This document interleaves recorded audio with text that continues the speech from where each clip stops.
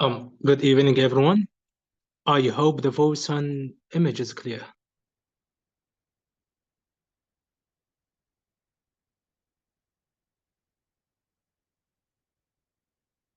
Hello? Clear. Okay.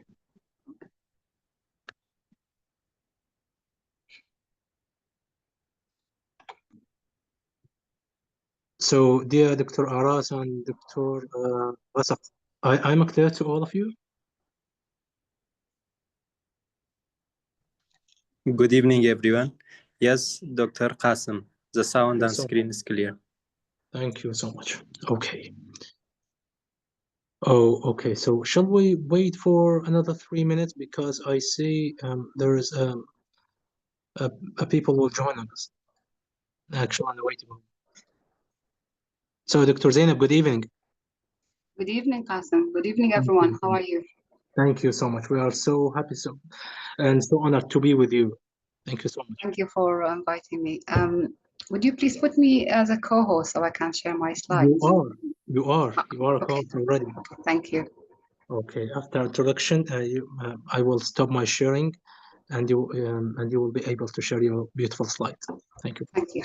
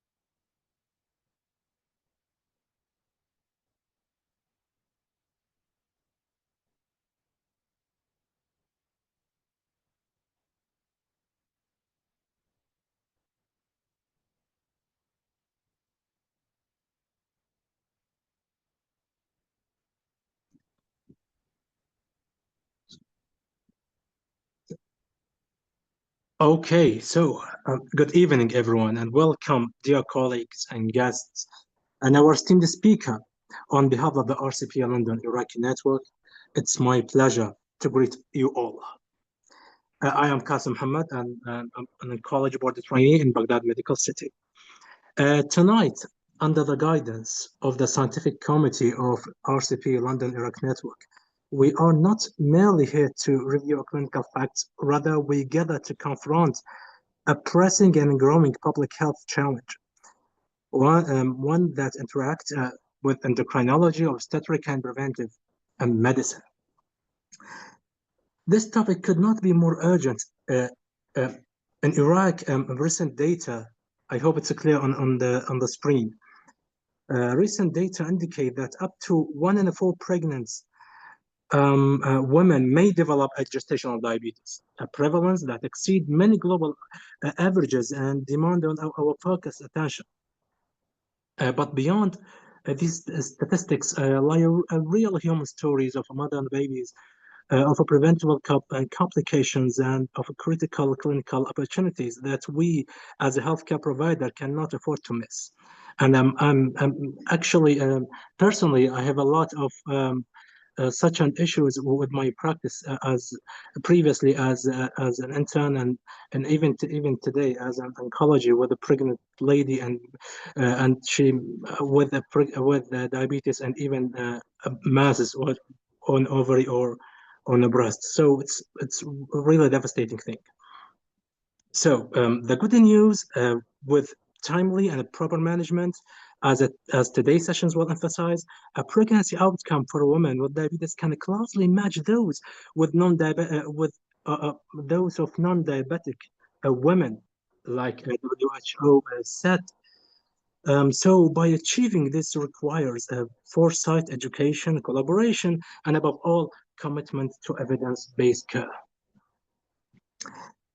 So, and it's my great honor to introduce our distinguished speaker and a very, very honorable member in our scientific committee, Dr. Zainab Akram.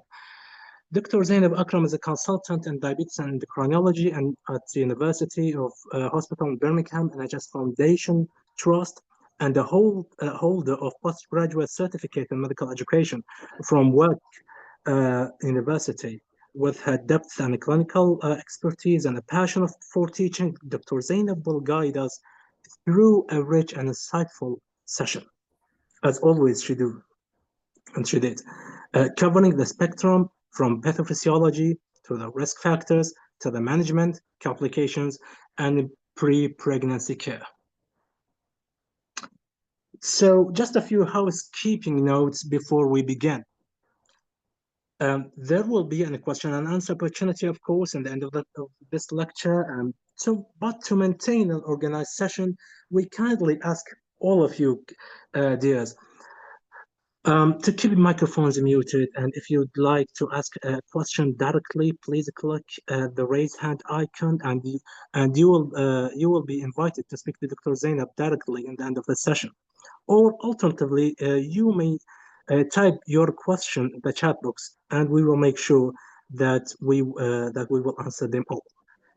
So please don't forget to complete your registration and the form that we will share in the chat box. So without further ado, let's go directly to Dr. Zainab, and so please join me in welcoming her. So Dr. Zainab, please, the floor is yours. Thank you so much. Thank you, Qasim. I'm really pleased to be with you tonight, and thank you so much for giving me this opportunity. Let's start our talk.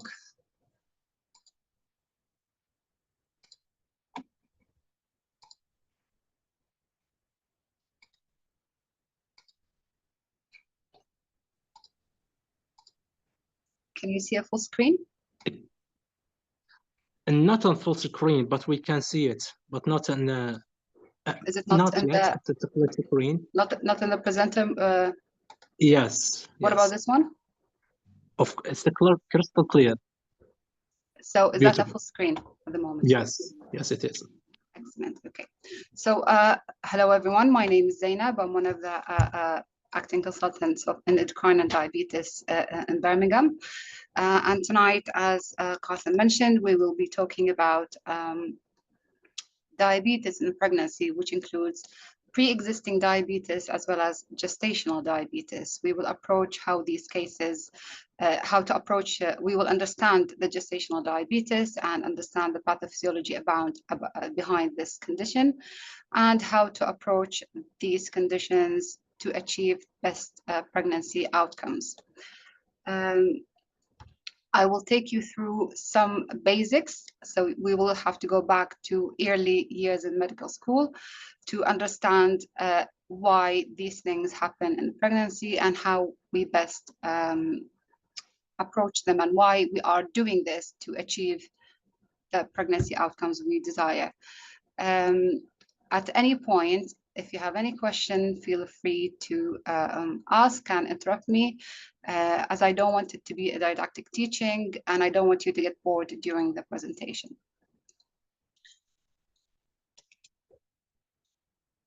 Due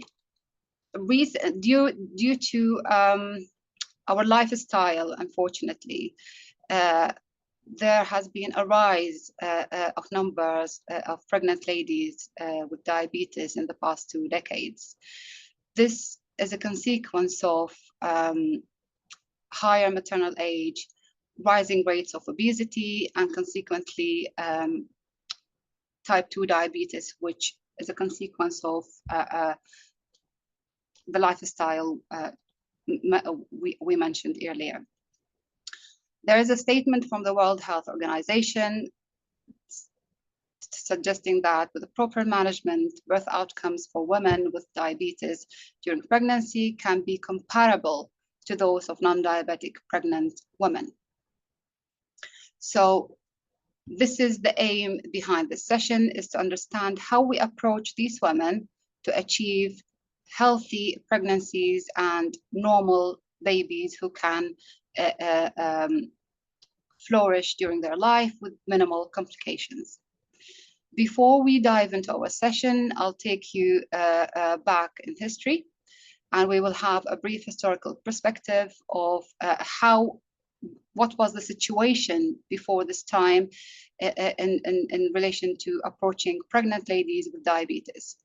So in 1824, there was the first literature about diabetes in pregnancy. It wasn't at the time called gestational diabetes, but there were case studies mentioning ladies with macrosomic babies who experienced intense thirst, glycosuria, and during pregnancy. And then, but that was faced with early diagnostic challenges because the diagnosis at the time was based on glycosuria, which is glucose in urine. But as we will learn during our session, some glucose in urine is considered normal during early stages of pregnancy. So it was very difficult to say whether this was a normal physiological change or it's related to gestational diabetes, as they weren't able to measure how much glucose in urine it was and whether this is significant or not. Before the time of insulin, insulin was invented in July 1921. So before that time, in the pre-insulin era, pregnancies in patients with diabetes were very rare due to higher maternal and perinatal mortality. In 1964, as this was considered a high, there was a high demand to improve pregnancy outcomes in those patients. There was the first oral glucose tolerance test discovery or consideration, and at that time they used the 100-gram OGTT, which was considered the landmark for decades before before the modern era in 2008, where the HAPO study, which is the hyperglycemia and adverse pregnancy outcomes study, this is a large international multi-center study that investigated the effect of varying levels of glucose intolerance during pregnancy on adverse pregnancy outcomes. This HAPO study paved the way for a new diagnostic criteria for gestational diabetes, which we are currently following in our practice. So let's start our talk with gestational diabetes. Gestational diabetes is significant, as 1 in 6 births are affected by gestational diabetes. This is a significant number, but unfortunately, it's a severe and neglected threat to maternal or child health, especially in the third world. To understand how gestational diabetes happen and what's the pathophysiology behind this condition, we need to go back to basics and understand what is the relationship between insulin and glucose. This, as you all know, glucose requires insulin to go into the cell. Otherwise, it will be floating outside in the blood vessels. So They describe it as the lock and key relationship. So the key is the insulin that opens the cell door to allow the entry of glucose into the cell. And when the glucose goes inside the cell, it is utilized by the mitochondria in the Krebs cycle to produce the ATPs required to produce energy, so our body can function properly. In type 1 diabetes, the door is locked. There are no keys to open that door because there's no insulin production due to complete pancreatic failure or pancreatic shutdown due to an autoimmune process. In type 2 diabetes, the door and the keys are present, but in a way you can describe them as rusted keys, and you require more force to open the door or trying different keys to open the door. Going back on to understand this on a biological level, this is the pancreatic islet with the blue cells being our beta cell. They produce insulin, and this insulin is, as we said, allows the entry of glucose into the cells to be utilized mainly by glucose demanding tissues, namely the brain and the muscles. Keeping this in mind, pregnancy is similar to the normal body, requires glucose to produce energy and to allow for normal function. But the issue with the pregnancy, there is a growing human being inside, and there is a placenta which produces hormones, and they may alter the normal physiology. So the placental hormones, namely the human placental lactogen, cortisol, estrogen, and progesterone, lead to lower fasting glucose and high postprandial sugars. And they also lower renal threshold for glucose and increase the glomerular filtration rate, leading to glycosuria. So this overwhelmed renal tubules will not be able to reabsorb all the sugars and allow the escape of some glucose in urine, which is mainly seen in mid-pregnancy. And this is considered as a normal physiological change as long as it's not too much. So up to 1+ is acceptable in a pregnancy. 1+ glucosuria, I mean. Normally, glucose level with the normally functioning pancreas remains stable between 72 and 79 milligram per deciliter, except after meal. So the focus is mainly on the fasting. Insulin sensitivity decline in the mid-trimester, but the higher insulin resistance is mostly noticeable in the 3rd trimester compared to the pre-pregnancy state. So there's a high level by up to 60% increased insulin resistance by 34 to 36 weeks. This higher insulin resistance is maintained as long as I said, we have a functioning pancreas. The pancreas would be able to double or treble the insulin secretion to meet this insulin resistance or overcome this insulin resistance to maintain the normal glucose levels required. Are we okay so far? Beautiful. Okay. Yeah. So keeping this in mind, higher insulin resistance, higher demand on insulin to keep blood sugar under control. And remember, insulin is an anabolic hormone that promotes the buildup of lipid as well as aims to lower blood sugar and increase glycogen stores.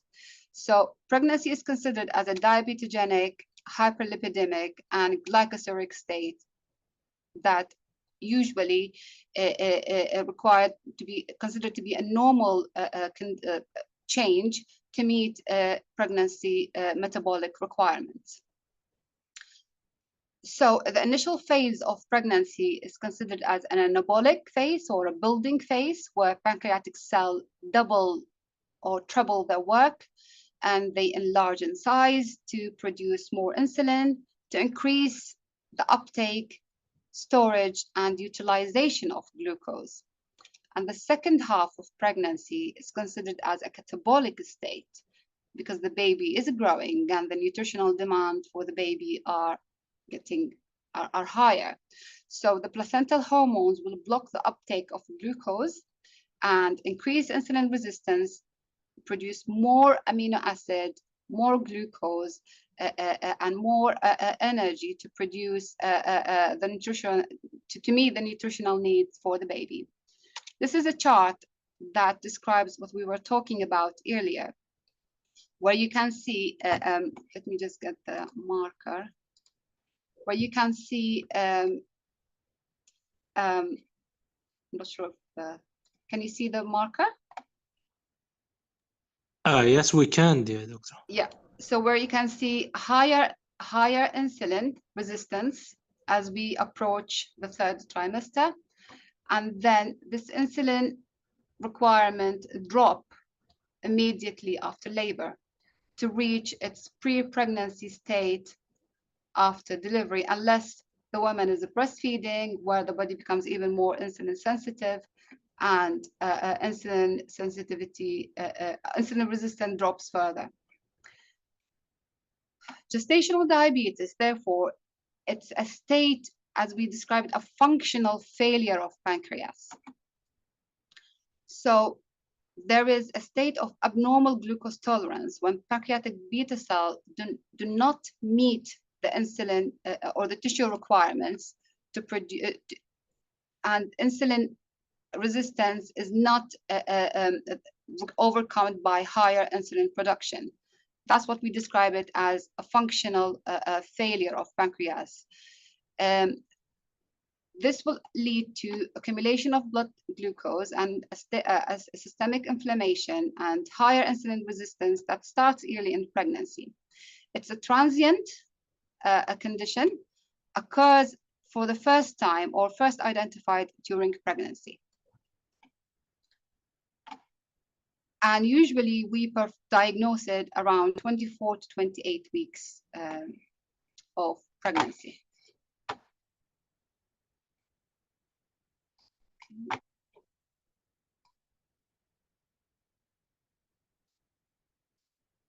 So let's go back to our islet cell. So this is the maternal pancreas, and this is the maternal islet cell. As we said, produces insulin to facilitate the entry of glucose through GLUT4 transporter into the cell to utilize the blood sugars and produce the ATPs through the Krebs cycle. In a pregnancy, the placenta produces the placental lactogen and other pregnancy hormones that block this pathway and therefore block the utilization of glucose by the cell. Of course, some glucose will still go into the cell because, as we said, it's a state of insulin resistance, not complete. So some insulin will manage to act on the receptor. Some glucose will manage to go into the cell, but not as normal as it should be. This is just a graph showing some of the pregnancy hormones and how they block the cells and increase insulin resistance.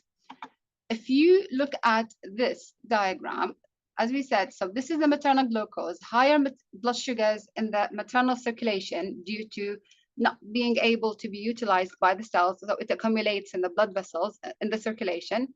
And as the placenta is a highly vascular tissue, this glucose will cross the placental barrier, will lead to a fetal hyperglycemia. This fetal hyperglycemia will lead to stimulate fetal pancreas to produce more insulin. And as we said, insulin is an anabolic hormone that promotes growth. That's why you see larger babies or macrosomia, or as we describe it, as large for gestational age. So what are the risk factors for gestational diabetes? Can anyone tell me?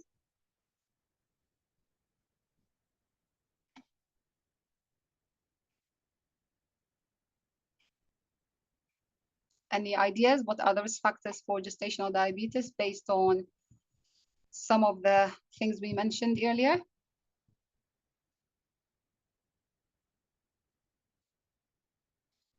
All right. Okay, So Dr. Wasaq said I in the can't see chat the box. chat. Sorry. Yeah. Oh, okay, so they're actually typing in the chat box. Dr. Wasaq said it's obesity. Yes. Excellent. What else? Dr. Zahra Tahsin said it's family history. Sorry, I can't hear that. Family history, Dr. Zahra Tahsin Excellent. said. Yeah. Yeah. Dr. Manar said it's a stopped fetal heart. Stopped fetal heart. I didn't get that. Yeah. Yeah, stopped fetal heart. Okay. So Okay. stillbirth, probably. Yeah. Yes. Dr. Osama Athir said it's elderly Yeah. pregnancy. Maternal age. Yeah. Excellent. Dr. Aram Babakar said it's high BMI, high body mass index, Excellent. uh, Obesity. Yeah. advanced age and advanced age and FH. I did FH Excellent. So macrosomia. So as Dr. Ibrahim said it's advanced maternal age, and Dr. Aras previous. said it's PCOS. Yeah.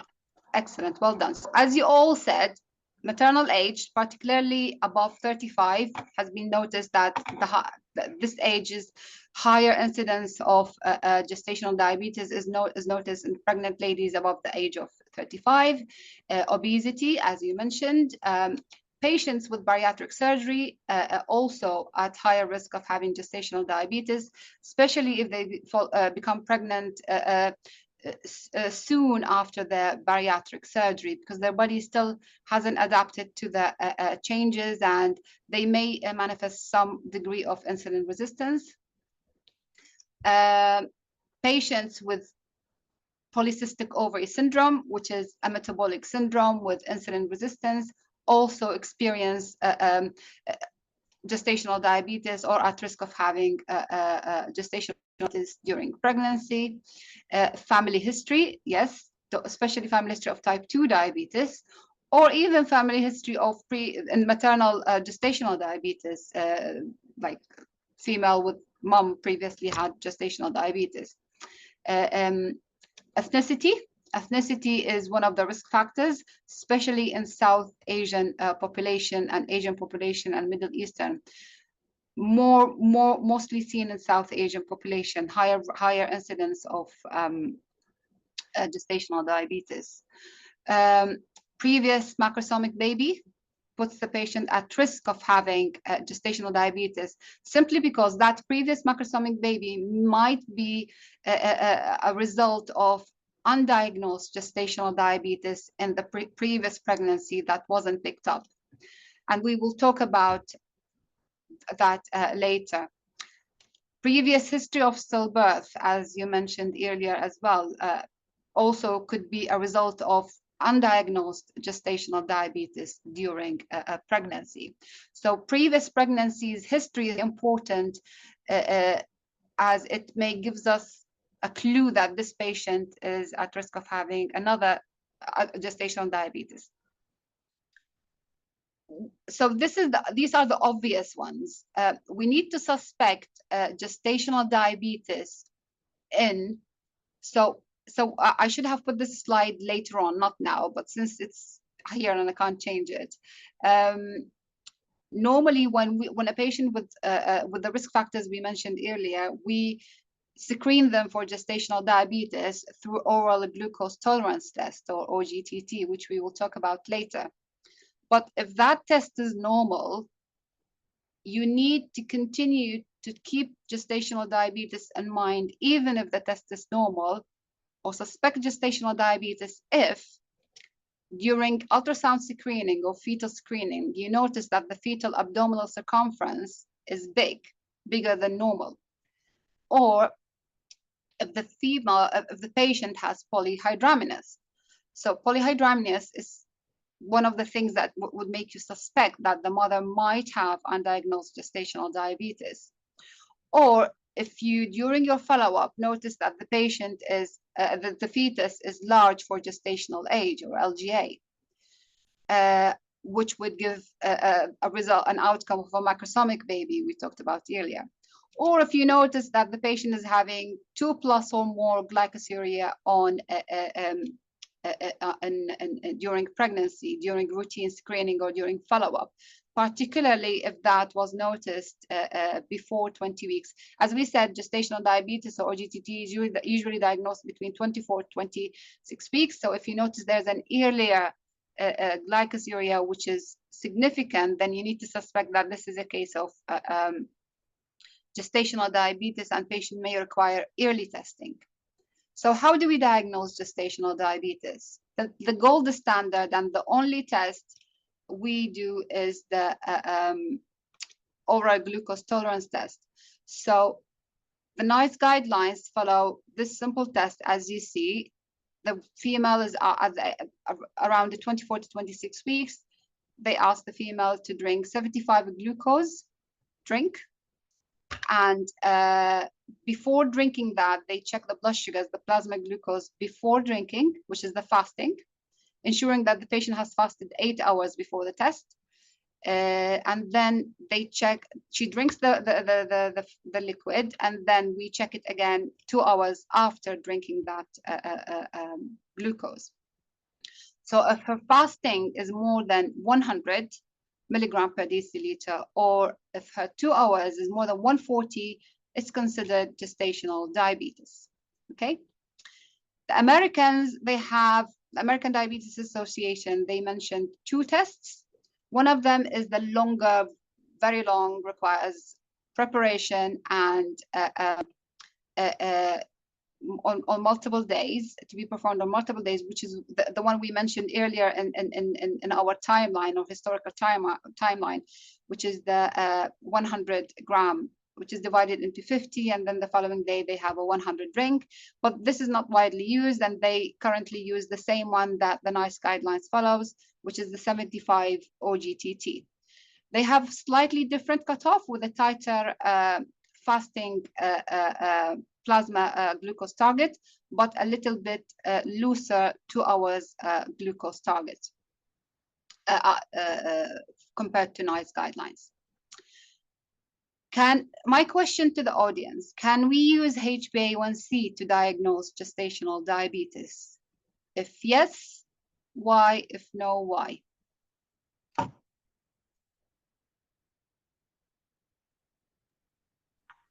Dear all, you can unmute yourself if you want to talk directly to Dr. Zainab or answer the question. Okay, so all of them in the chat box answering no. Dr. Manar and Dr. Ibrahim and Dr. Fatma Mujahid, Dr. Osama, I think no. Excellent. Dr. Ali said no because it depends on the RBC lifespan. Okay. Excellent. Okay. What else? Dr. Ghasaq, no, because it can measure before pregnancy. Excellent. But why not? Why we can't rely on it during pregnancy?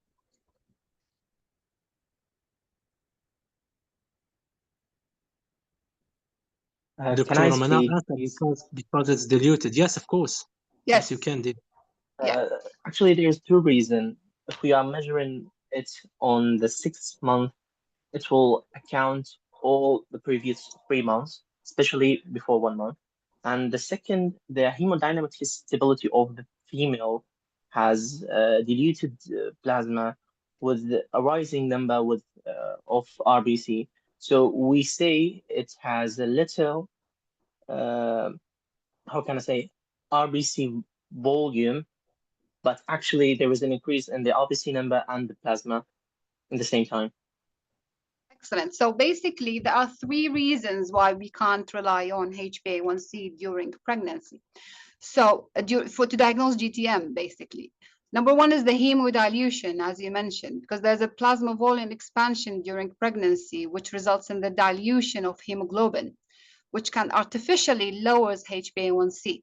That's number 1. Number 2, there's the glycation variation due to the plasma pregnancy hormones and the metabolic changes that happen during pregnancy. The glycation of the RBCs may not be, I would say, like stable. There would be quite a variable glycation, which may not be reliable, which may not give reliable results. The other thing, as you know, the RBC lifespan is 120 days, which is 3 months. In a pregnancy, 3 months is a long period, a significant period. Many things can happen to the fetus during this 3 months period. And it's very critical to keep an eye on what's happening with the fetus on weekly basis or daily basis if the pregnancy is complicated. So waiting 3 months to see if there's any change in the HbA1c may have significant adverse outcomes on the baby. That's why we can't rely on HbA1c for GDM diagnosis. Good. Let's talk a little bit about bariatric surgery, which is rising these days due to higher number of obesity, as we said, and metabolic complications related to it. And many ladies are opting for bariatric surgery. So bariatric surgery, as you know, there will be changes in the GI tract, which will affect the absorption of food and sugar, etc. So we can't rely on OGTT on those patients because it will be rapid absorption of blood sugar because of the shorter transit time of the food or drinks in the GI tract, which may exaggerate the insulin response and may give us falsely low or normal results. So in order to bypass this problem, we either give less glucose, 50 instead of 75, or we follow what we are currently following in the UK. We don't rely on OGTT in those patients. We just measure their fasting plasma glucose. We just give them a glucose monitor and we ask them to check their the blood sugars every morning, ensuring there's an 8 hours fast. Or we check their HbA1c prior to pregnancy, okay? Especially if they are already under follow-up in our clinics before becoming pregnant. So, which we will talk about later in the pregnancy preparation.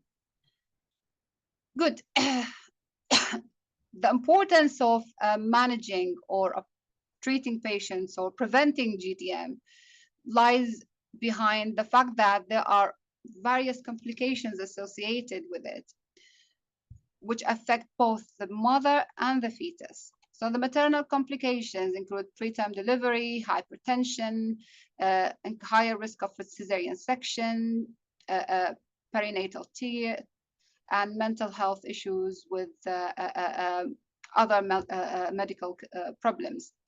And after pregnancy, the women some of them may have less, due to poor health, less prone to breastfeed.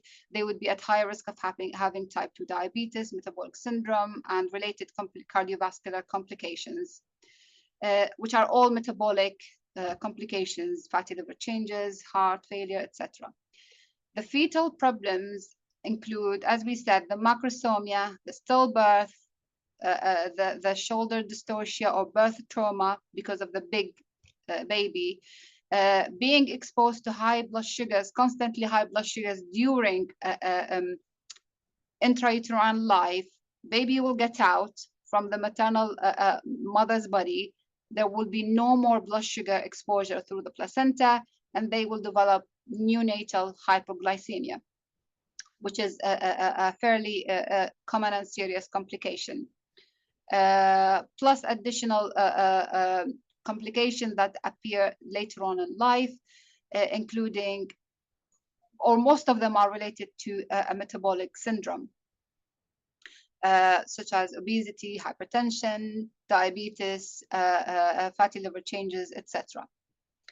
So long-term risks of gestational diabetes on the mother. So any mother with a previous history of gestational diabetes would be at high risk of having 30 to 70% risk of having type 2 diabetes, which is 5% per year risk of having type 2 diabetes. This is quite significant. And there is a higher risk of having cardiovascular complication after pregnancy. With 1,000 pregnancies, they found by the age of 60 years, 81 had an MI or stroke, and this is quite significant. So the higher risk of type 2 diabetes is associated with increased severity, especially if, So GDM patients or gestational diabetes patients who require insulin early on in the pregnancy to control their blood sugars are noted to be at higher risk of having type 2 diabetes in their life compared to the gestational diabetes women who were diet controlled during pregnancy or required only metformin during pregnancy. So the insulin requirement during pregnancy in a gestational diabetes woman reflects a poor glycemic control or higher insulin resistance and higher risk of developing these cardiovascular and metabolic complications later on in life. To further emphasize on this risk, the women with gestational diabetes, gestational diabetes itself predisposes offspring into chronic diseases through mechanism which occurs in the fetal metabolic reprogramming, which is involve epigenetic changes, leaving a transgenerational imprint that affects health during adult life.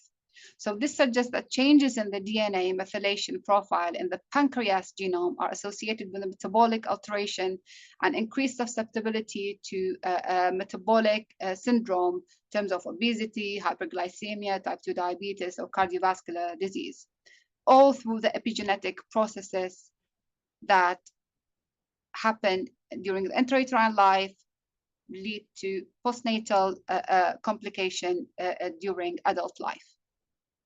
That's why it's very important to recognize gestational diabetes in a pregnancy and to prepare the women who are at high risk of having gestational diabetes before pregnancy to prevent having GDM during pregnancy, or if GDM is inevitable, to ensure that this gestational diabetes is under perfect control to allow for healthy pregnancy outcomes, as this would affect the future generations. All right, all okay so far? Beautiful, dear doctor. But I have a question before we go to the slide. When to use insulin in such cases? Yeah, we will talk about this in the management. Okay, so another question before we go. In the fasting state, we face a lot of questions before we do OGG or OGD. A lot of patients, OGTT, yes. A lot of patients asking us, am I allowed to drink water?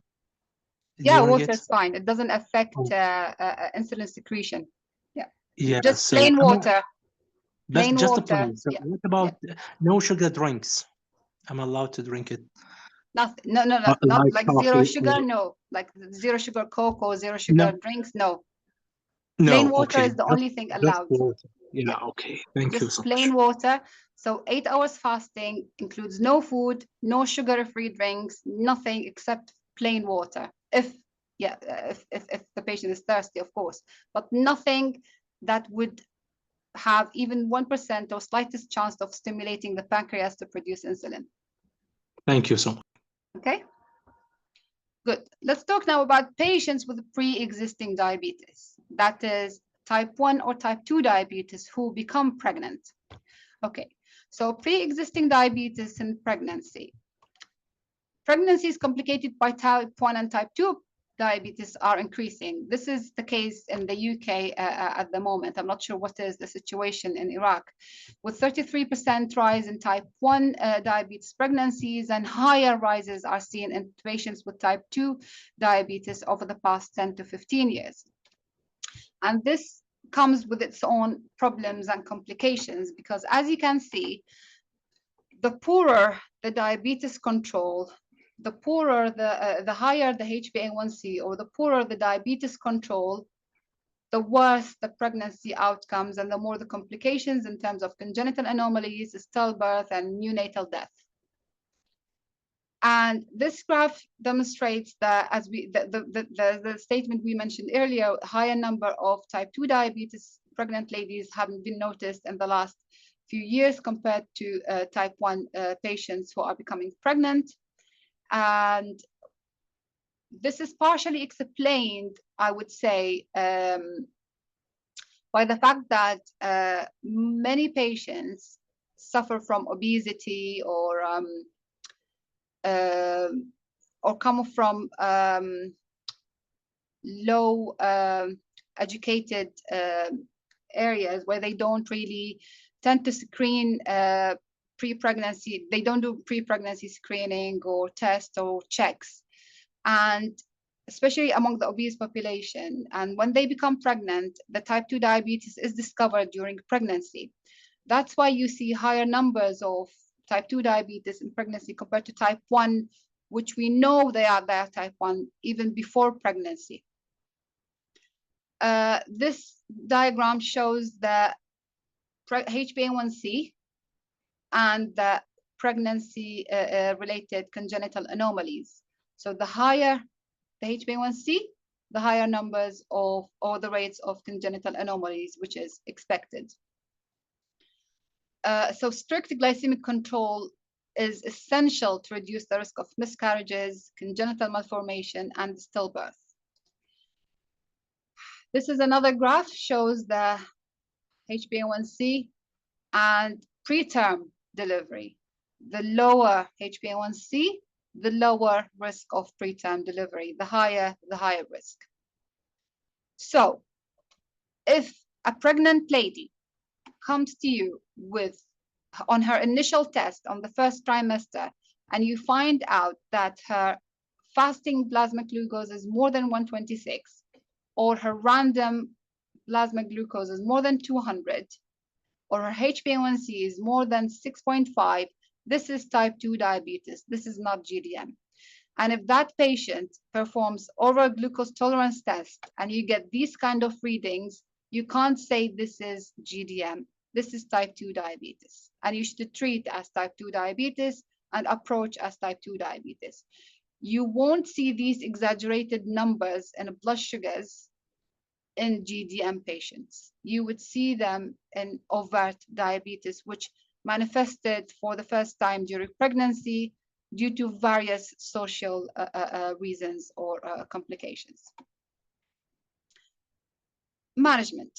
So the aim of management is to bring blood sugars under control within acceptable target that has been recommended by the national and international guidelines to allow for normal pregnancy, normal fetal development, and normal birth and healthy offsprings or children later on in life. So the management should focus on 3 aspects. Aspect number 1, maternal education, which is essential. Aspect number 2, nutrition and weight management. And aspect number 3, which also includes physical activity. And number 3, the monitoring of the baby and the monitoring of the blood sugars and the mother.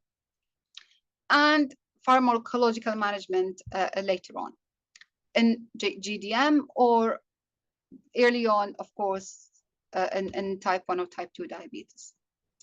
So diet-wise, we need to ensure that the patient does not, should aim, ideally, 150 grams of carbs per day.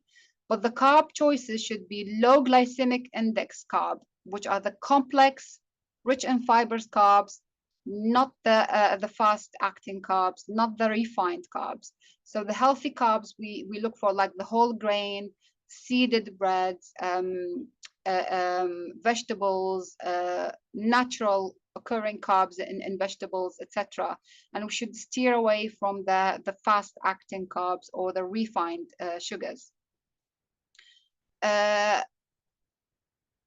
other thing, physical activity is very, very, very important in pregnancy. I know there is a tradition in our world, that the Arabic world in general, that pregnant ladies should sit and never move until they deliver their baby. And this is wrong. Exercise is essential for maternal and fetal health and well-being, as long as it's safe, of course, to do so. And we're not talking about running or jumping or lifting heavy weights. We're just talking about brisk walking for 30 minutes, 5 days a week, ideally 1 to 2 hours after meal. We're not talking about anything. This would be acceptable to allow for homeostatic glucose control and maintain normal level. Monitoring is essential, and blood sugar monitoring is essential in all pregnant ladies with gestational diabetes or pre-existing diabetes. And we should aim for blood sugar targets, fasting targets below 95 milligram per deciliter, or 1 hour before, after each meal, not above 140. Or 2 hours, not above 115. So what we do in the UK, in our antenatal clinic, we give the patient books. We mark these books. We create tables, and we ask them to check their blood sugars as fasting when they first wake up, ensuring that they did not have midnight snacks and they don't wake up at 3 a.m. or 4 a.m. to eat something, because this is not going to be a fasting reading. We tell them you need to make sure this is a fasting reading, and fasting equals 8 hours of not eating anything. Water is allowed, of course. So this is your fasting reading, and then you check then you have your breakfast and you check your blood sugars 1 hour after breakfast, 1 hour after lunch, 1 hour after evening meal. So all of them should check their blood sugars 4 times a day, and this is mandatory in all pregnant ladies with diabetes. And we write down the targets on the book, the targets I have just outlined here. And we tell them, if you notice your blood sugar is fasting is above this, or you're 1 hour above this, or 2 hours is above this. Usually we don't recommend the 2 hours, but sometimes patients forget to check 1 hour after meal. So we say, if you forget, check it 2 hours and the target is this, but ideally you should check 1 hour and the target is this. And if you have 2 or more high readings above the recommended target, you should immediately get in touch with us so we can explore the reasons. And if there isn't anything reversible, then we need to start the treatment. Okay, feel free to interrupt or ask any question while I'm talking. Okay. And so if the lady has high sugars above the recommended targets, as we said, 2 or 3 high readings above the recommended target, despite, so we need to keep this in mind, despite following the diet and the exercise part. So she is doing her best with the diet. She's doing her best with the exercise. She walks after she eats. She is not eating snacks, chocolate, crisps, or chips, or whatever, or bread, or a lot of rice, or etc. And she's focusing more on vegetables, protein in her diet, less carbs, and she chooses the complex carbs. And she is walking after she eats, and yet she is still having high sugar readings 1 hour after food, or she is noticing high fasting readings. Then in this case, we need to start a treatment. The medical treatment is mainly the metformin and insulin. We don't have many options. In pregnancy, it's metformin and insulin. You have anything else to offer to the pregnant lady? Glibenclamide has been mentioned in the past, and it has been used, and maybe it's used in Iraq or other countries, I don't know. We never use it in the UK. The reason is glibenclamide crosses the placenta. So it puts the fetus at risk of having neonatal hypoglycemia, or so we don't really prefer it, and we don't feel it is something we are comfortable with. So what we normally use in the UK, diet, metformin, and insulin, and that's it. So antenatal clinic as a management, as a clinical approach, is very easy to manage. It's just you don't have many things to remember. You have the targets, the blood sugar targets we have, and you have this medical management. So it's a very easy approach. It's all about education, talking to the patient, looking at their food diary, exploring what they have eaten, why their sugars are high, what did you eat before this meal. Some of them say, I ate a burger sandwich, or I had a pizza, or I had a juice drink, or I was eating a lot of fruits. Fruits are sweet, so they would raise the blood sugars. So we need to be careful and tell them not to eat too much fruit. 1 fruit a day is okay. So when we see that, we know the blood sugar is because of the diet problem. So we don't start treatment immediately. We tell them, oh, stop what you've been doing, avoid that, and keep monitoring your blood sugars for a week or for a few days, as long as the baby is growing normally and the ultrasound scan is showing normal fetus. So there is a room to allow for more dietary changes before we introduce medical management. So if they do that and the blood sugars are fine after they make these changes or avoid what brought their blood sugars up, then that's it. We don't start treatment, but we continue to monitor. And monitoring is usually very close. So we see those patients, depends on the blood sugar situation and the fetal situation, every 2 to 4 weeks in the clinic. And this clinic is usually an MDT clinic. We sit together with the obstetrics team in the same room. So we do our bit, we review the diabetes part, and the obstetrician talks about the baby, the growth and related complication in the same clinic setting, which lasts usually for 10 to 20 minutes, maybe longer if the pregnancy is complicated. Okay, I just need to talk a little bit about metformin. So metformin, as I said, is widely used in pregnancy in the UK. And usually it's considered as an insulin sensitizer. It increases tissue sensitivity to insulin and promotes the glucose hepatic uptake. And it has been found to have a good impact on HbA1c by reducing it by 1.5 to 2%, and also positive impact on plasma fasting glucose levels.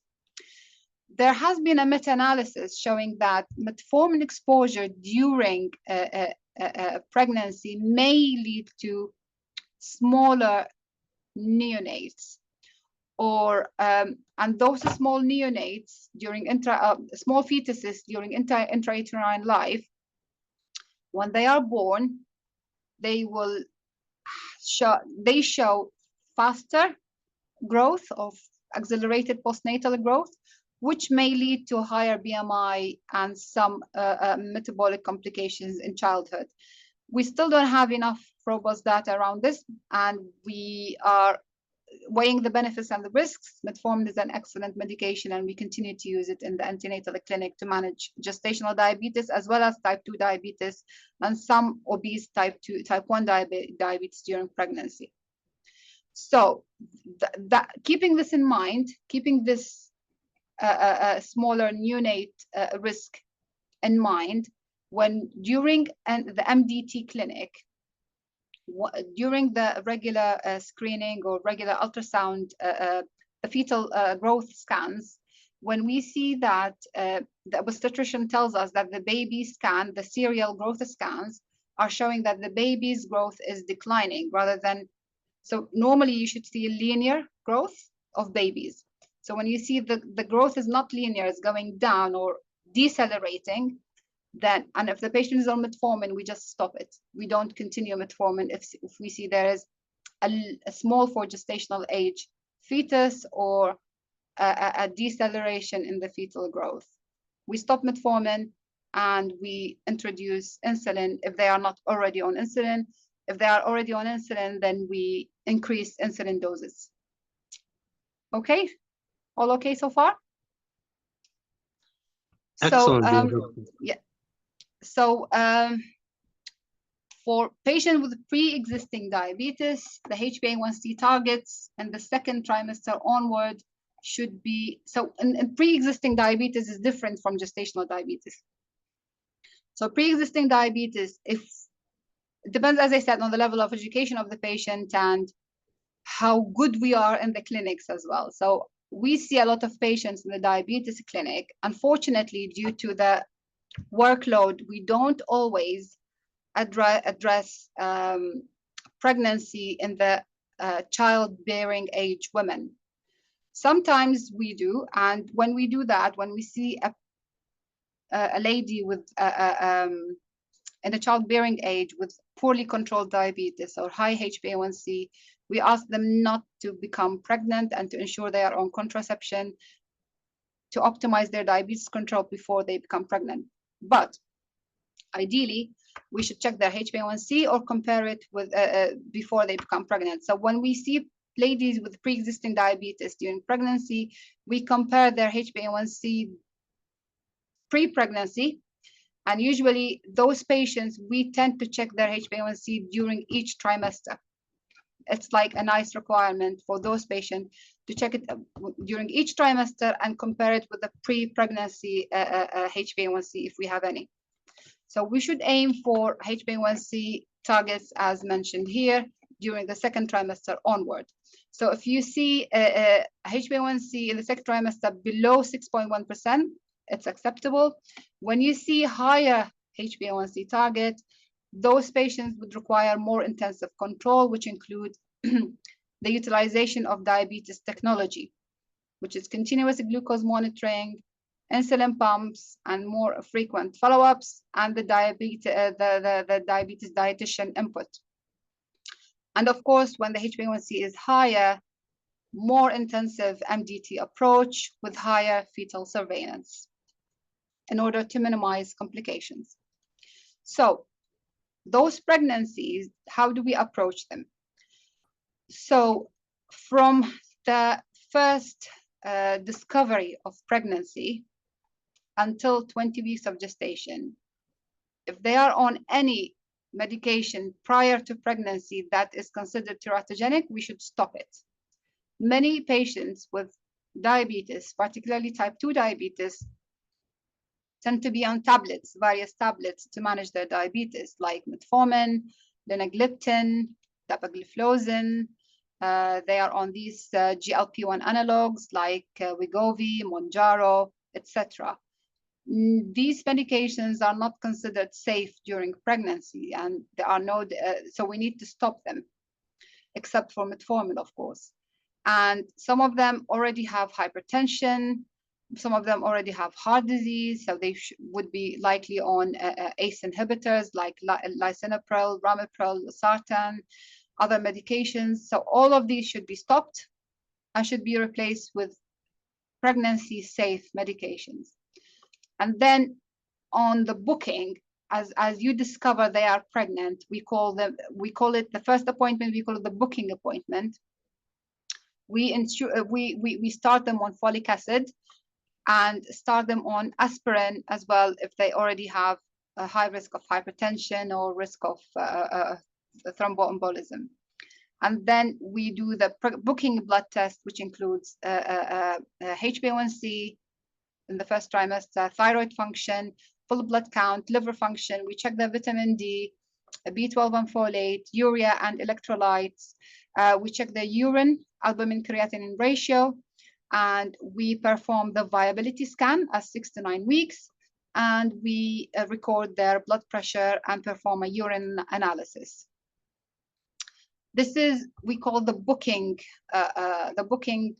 workup for those patients with a pre-existing diabetes, not gestational diabetes. This is pre-existing diabetes.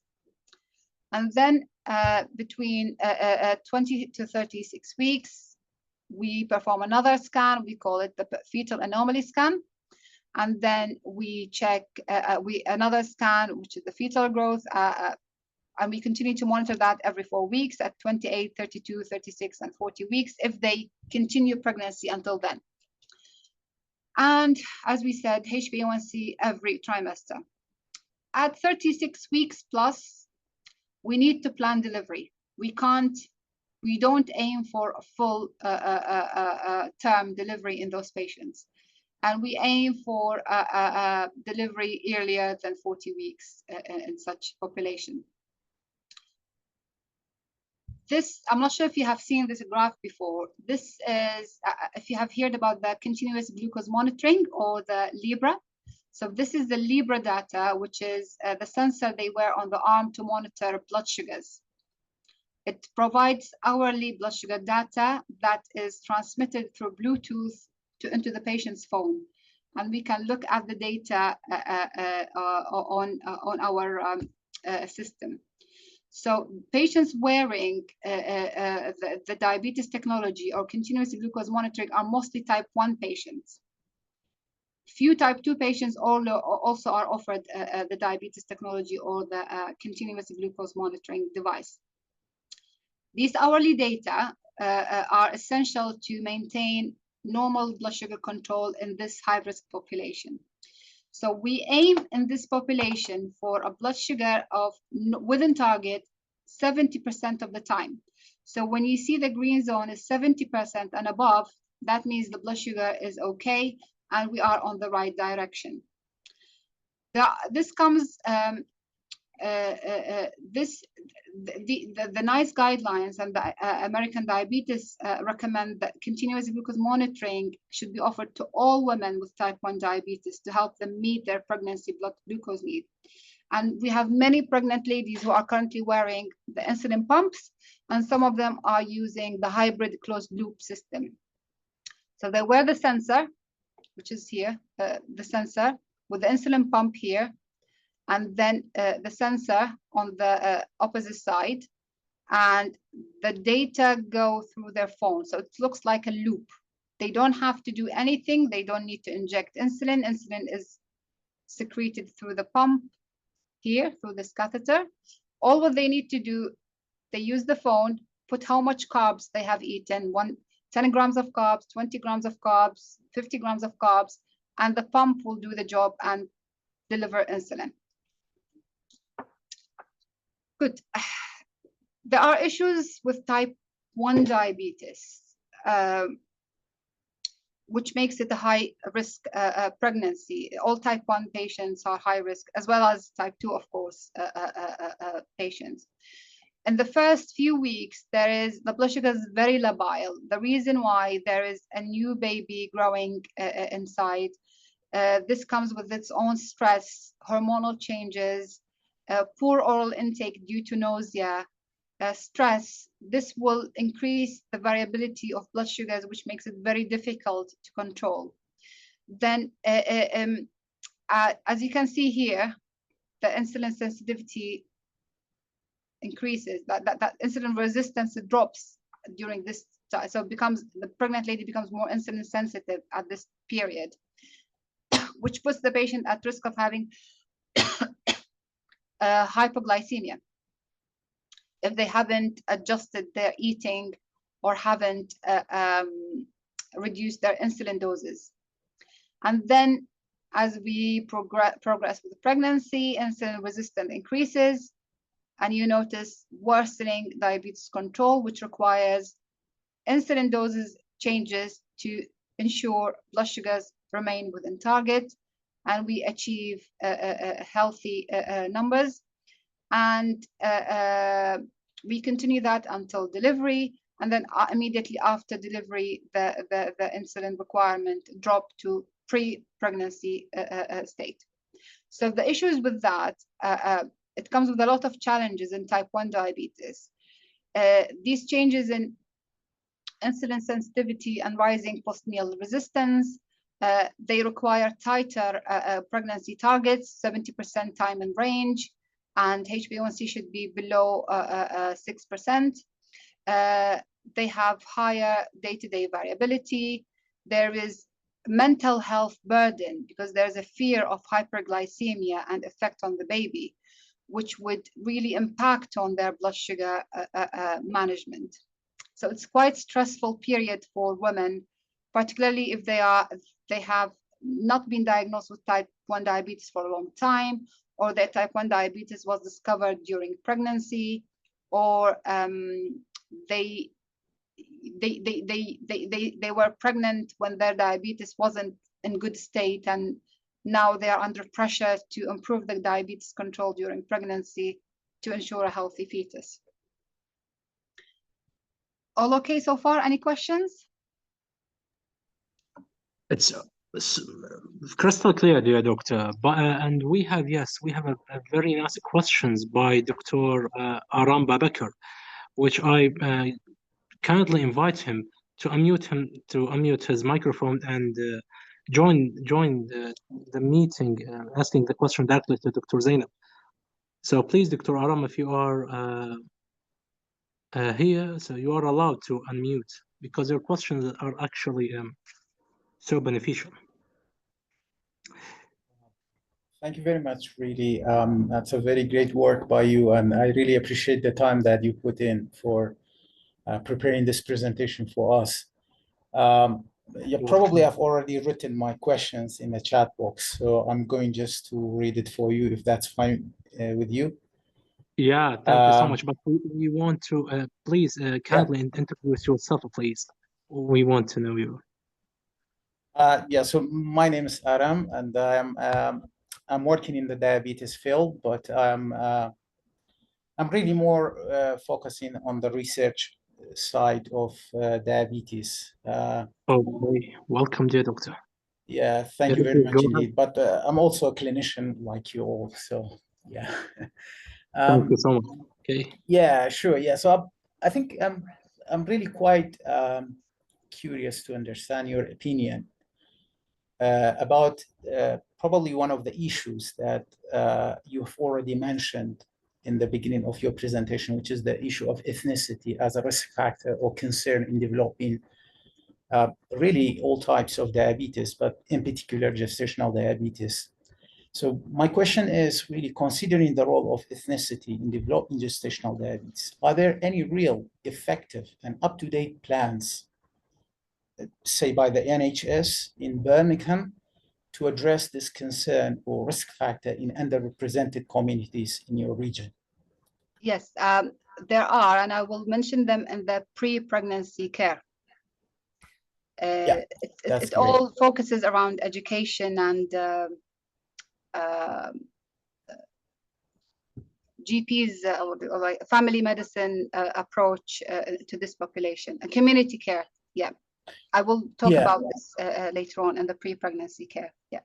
Excellent. Yeah. So I think I'm a little bit preceded my questions to you, but the last question really is a little bit of a gentle quibble for you, which is regarding the role of sulfonylurea, especially the glibenclamide. I'm still really to the use of glibenclamide accordingly, because at the end of the day, really treatment of diabetes must be tailored according to the patient's clinical needs, preference, and overall situation that that requires that certain type of treatment. So I would say probably as a standby line for treating diabetes, still we should keep glibenclamide in our mind.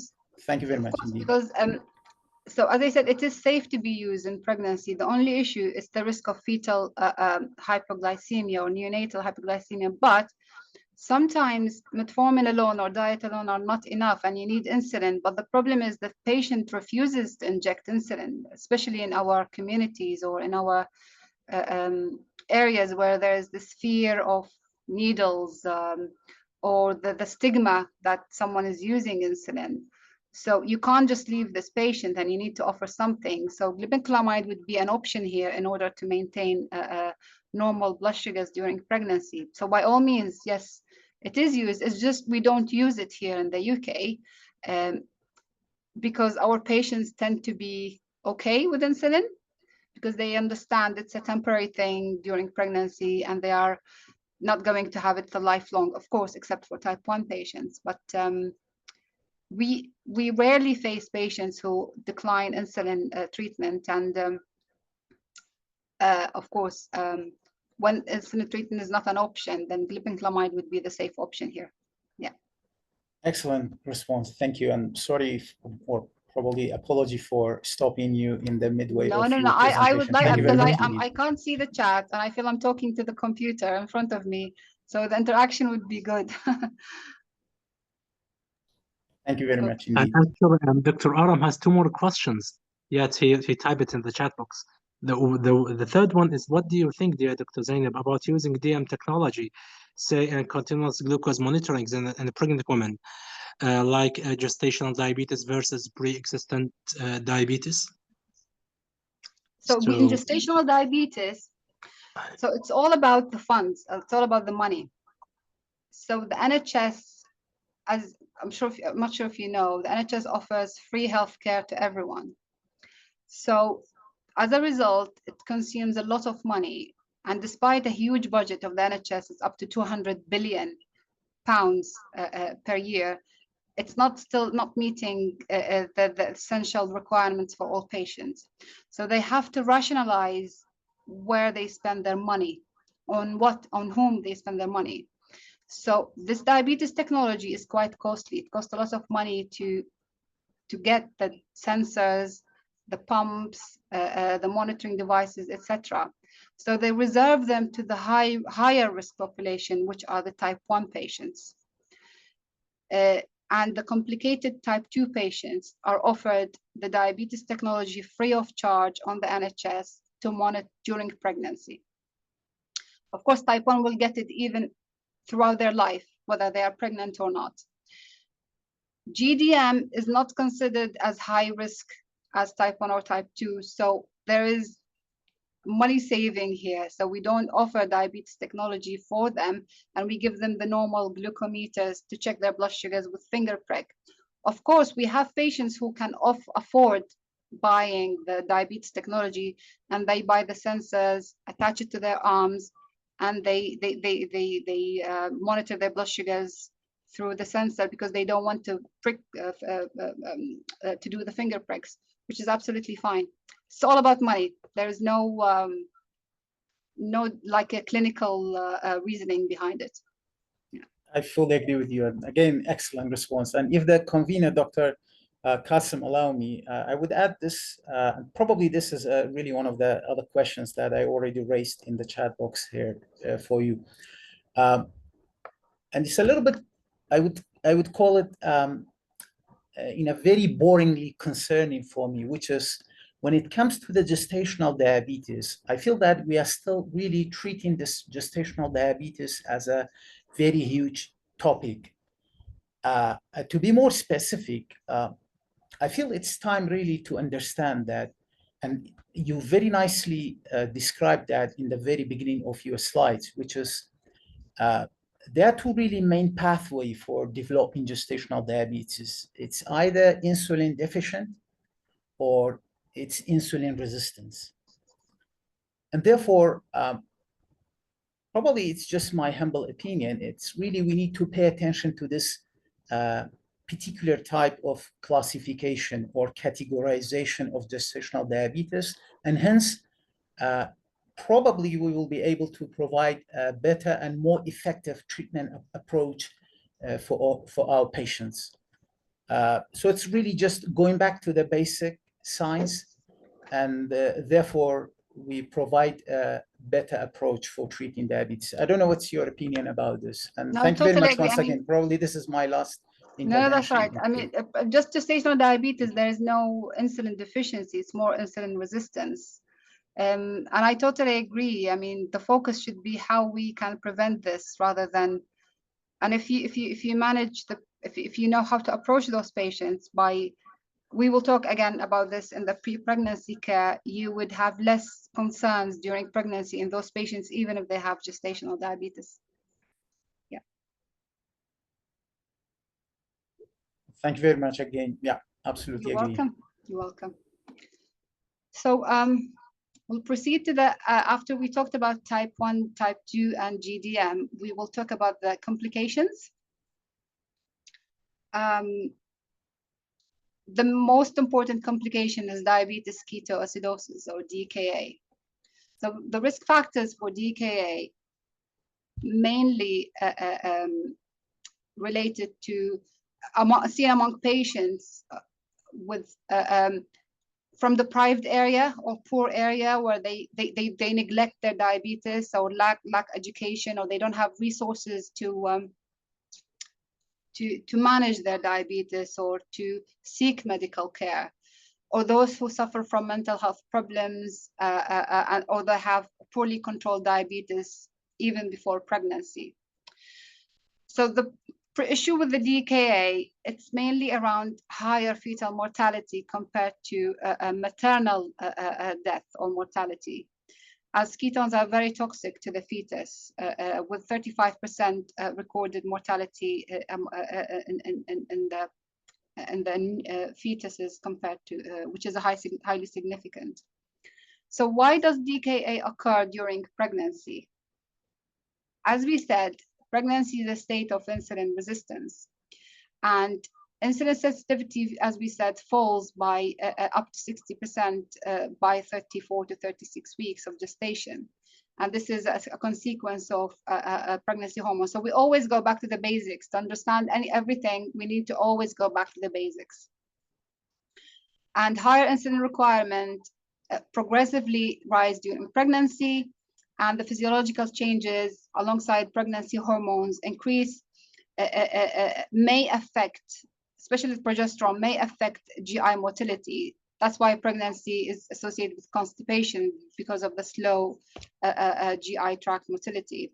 And this progesterone and slow GI motility increases, contribute to increased absorption of group carbohydrates because of the slow transit time, which promotes hyperglycemia.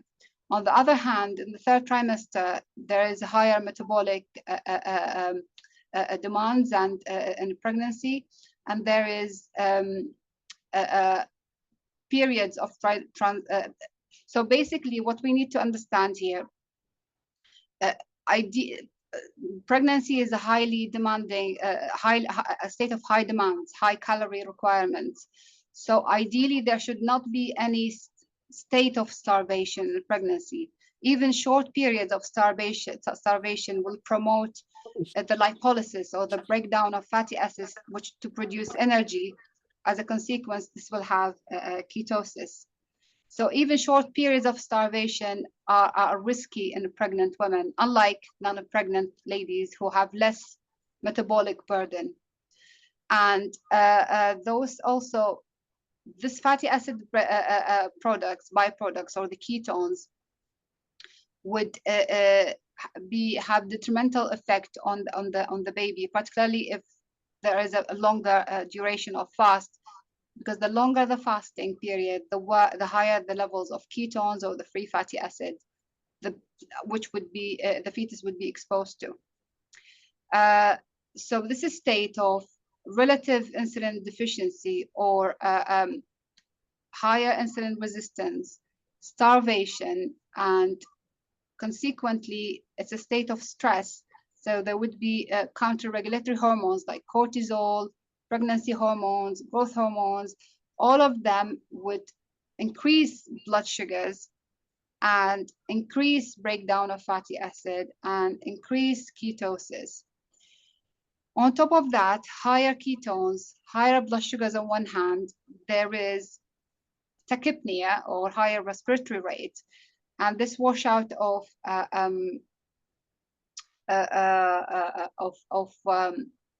CO2 leads to respiratory alkalosis, and consequently, in order for the body to compensate, there would be increased bicarbonate excretion, which would exacerbate acidosis, as the body has lost the ability to, the buffering capacity to balance the pH in the body. All these factors put the patient at risk of having diabetes ketoacidosis, and the diabetes ketoacidosis is usually predisposed or seen in patients with, as we said, poorly controlled diabetes, and on top of that, they have infection, or they have dehydration, or they have emesis, especially hyperemesis during the early stages of pregnancy, or they are not compliant with their treatment, or which is one of the things we always talk about and when we teach medical students. Sometimes type 1 diabetes is diagnosed in pregnancy. The first onset of diabetes, of type 1 diabetes, is when it presents as DKA in pregnancy, which is seen in 30% of the patients. Or when the patient is already type 1 and she doesn't know that she is pregnant and she presents with DKA. So this is mostly happening in patients with pre-existingly poorly controlled diabetes, or even if it's a good control, but they have forgotten to take their insulin for any reason, or they did not follow the sick day rules related to diabetes and stress or illness when they need to increase their insulin doses as per their blood sugars requirement. So factors contributing to increased fetal loss in DKA: hyperglycemia, high blood sugars. Sugar itself promotes diuresis. So osmotic diuresis due to hyperglycemia, that if you've seen the patients with hyperglycemia, they tend to have polyuria and polydipsia, and this is triggered by osmotic diuresis. High blood sugars, the renal tubules will be overwhelmed with these sugars, so it will not be able to reabsorb and will secrete that sugar out. And sugar, wherever sugar goes, it pulls out water with it. So this leads to osmotic diuresis. This dehydration or osmotic diuresis will lead to thirst, the polydipsia. So this hypovolemic state from osmotic diuresis will lead to decreased uteroplacental blood flow and fetal hypoxic insult. On top of that, because of the factors we mentioned above, the ketone body production or the ketosis with the loss of bicarb from the kidneys to balance the the tachypnea or the respiratory alkalosis will lead to maternal acidosis and subsequently fetal acidosis and electrolyte imbalance, particularly potassium, with the potassium. And then fetal hyperinsulinemia secondary to maternal hyperglycemia will lead to fetal hypokalemia, leading to fetal myocardial suppression and fetal arrhythmia and subsequently fetal death. So that's why DKA carries a high risk of fetal mortality for these reasons. The decreased uteroplacental blood flow, the fetal acidosis, and the electrolyte imbalance and risk of arrhythmia.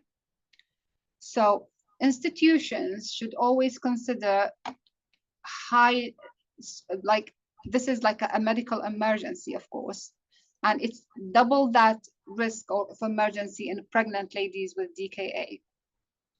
So skills and drills training is essential in management of DKA in a pregnancy to ensure that everyone is aware of this condition and everyone knows how to approach this condition and how to educate patients to prevent this condition from happening.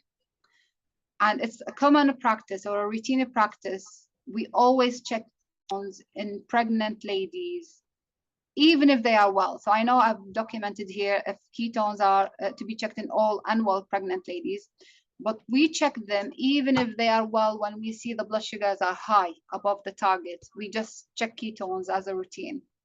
Of course, if they are unwell, you have to check blood sugars. You have to check ketones even if the blood sugars are normal, because pregnancy is known as a state of euglycemic DKA. So high blood sugars are not essential to diagnose DKA in a pregnancy. Okay, pregnancy is one of the euglycemic DKA causes alongside other conditions. So the mainstay treatment in those patients is fluid resuscitation, as we said. They are dehydrated because of the osmotic diuresis. There is reduced uteroplacental flow and fetal hypoxia.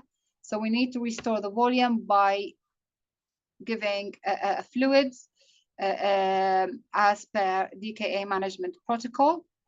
And then in order to switch off ketone body production or switch off acidosis, you need to ensure there is insulin on board. So every patient, type 1 or type 2, if they are on insulin, type 1, of course, all of them are insulin, we should always ensure that they have taken their basal insulin or their long-acting insulin. And if they haven't taken it, we give it to them. And we immediately initiate IV insulin therapy. Because without insulin, you would not be able to switch off ketone body production. And ketone body production is only a consequence for the fact that the body is unable to utilize sugar to produce energy. So the body opts for lipid or fatty acids to break down the fat to produce energy, and consequently ketones are produced. To switch off this ketone body production, to switch off the breakdown of fat, you need to give insulin to allow the sugar to be utilized, as we mentioned earlier. And of course, whenever you have to closely monitor electrolytes, particularly potassium, and replace aiming for normal potassium target to ensure to lower the mortality risk and recovery of the patient. So DKA management, insulin therapy, fluid resuscitation, and electrolytes replacement. This is a DKA in brief. There are other reasons why would the patient develop DKA is mainly patients with type 2 or type 1 diabetes who might require glucocorticoids to induce fetal lung maturity. And glucocorticoids increase insulin resistance. And this higher insulin resistance, of course, would predispose the patient to DKA. So we need to keep close eye on those patients who are requiring steroids during pregnancy with more intensive sugar and ketone management. Okay. A question to the audience. If the patient in the 3rd trimester or late pregnancy developed hypoglycemia or have less insulin requirement, is this a good thing or bad? Remember, as we said, 3rd trimester is a state of highest insulin resistance. So you should not expect insulin requirement to drop. Instead, they should go up. So if the insulin requirement go down, is this a good thing or bad? I know my question is a leading question, but I would be interested to know the answers and why.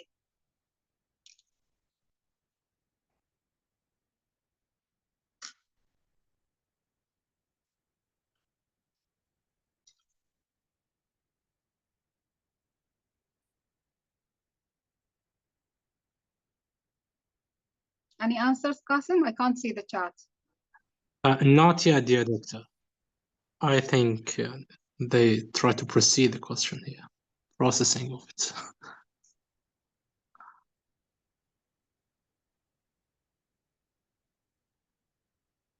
So remember, 3rd trimester is the highest insulin resistant state. So any patient, so usually if the patient is diet controlled throughout pregnancy, if she is a GDM patient, she might, for some reason, require, because of the poor glycemic control, end up requiring insulin by the 3rd trimester.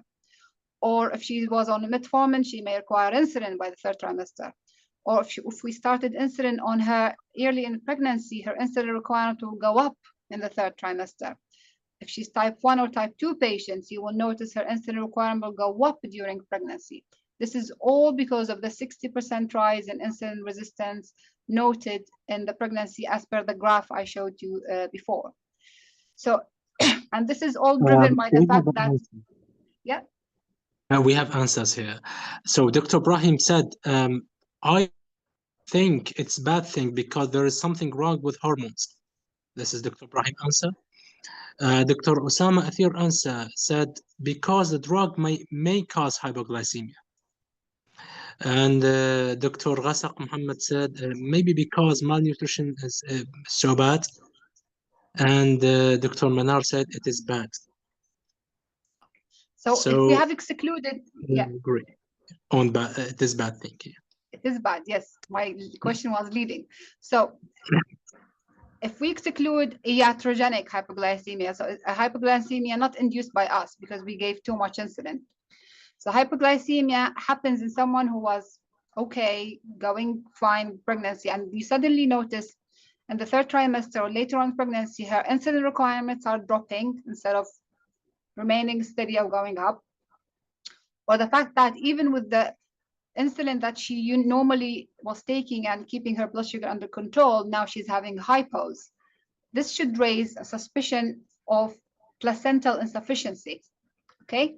Because remember, the insulin resistance is driven by placental hormones. These placental hormones, if they fall, if the level of these hormones fall, this should raise alarms that placenta may not be functioning properly and may require a prompt admission of the patient or a fetal monitoring and early delivery in some cases, of course, if placental insufficiency is detected. So this is not a good thing because placenta normally should produce hormones, and normally there should be some insulin resistance, and that period higher than any period in pregnancy, early in pregnancy. So if that resistance changes, you should keep an eye on the fetus and the placenta and check them thoroughly. Okay?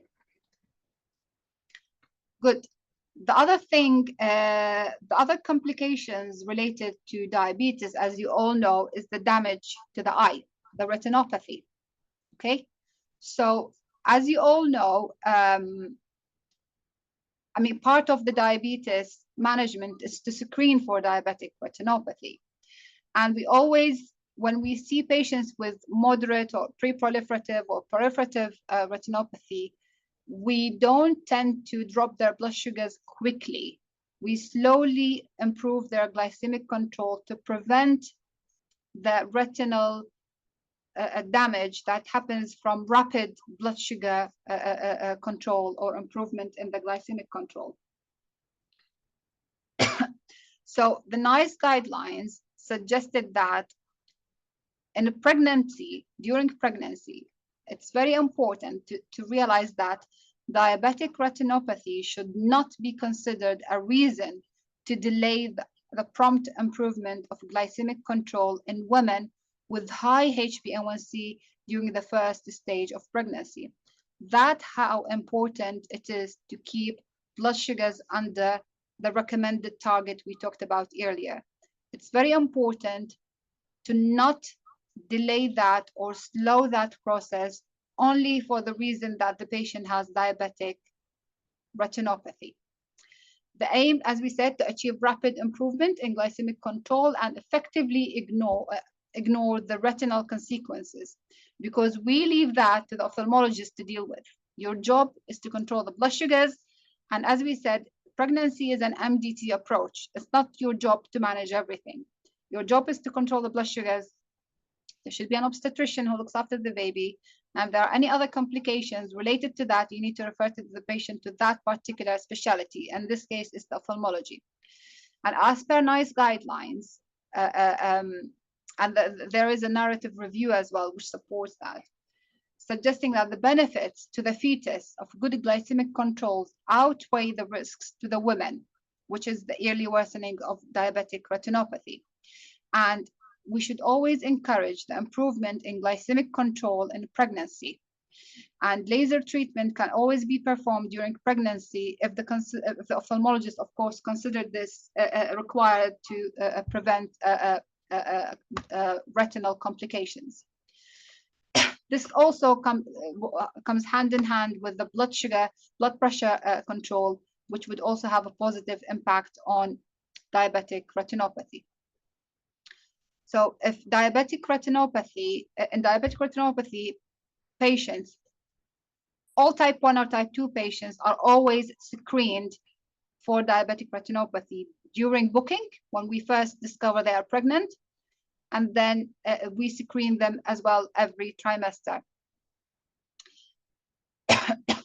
And keeping in mind, of course, those patients are already under annual review for their diabetes retinopathy even before pregnancy.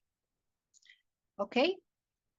Any patient who is found to have proliferative diabetic retinopathy should be urgently referred to ophthalmologists to consider laser treatment if required. Good. Therefore, if we find a significant retinopathy, the mother should be seen by ophthalmologist within 4 weeks in pregnancy. Of course, this is 4 weeks in the UK, in the NHS, this is our referral service. If you can bring that even closer, 1 week, 2 weeks, it's even better. Diabetologists, which includes the diabetes doctors and diabetes nurses, as well as the diabetes dietitian, our job is to achieve tight control of the diabetes control without hypoglycemia. And then ophthalmologist's job is to deal with the consequences of retinopathy with the improved glycemic control. So it's, as we said, a collaborative approach. It's not a single man job. It's not a one person's job. Good.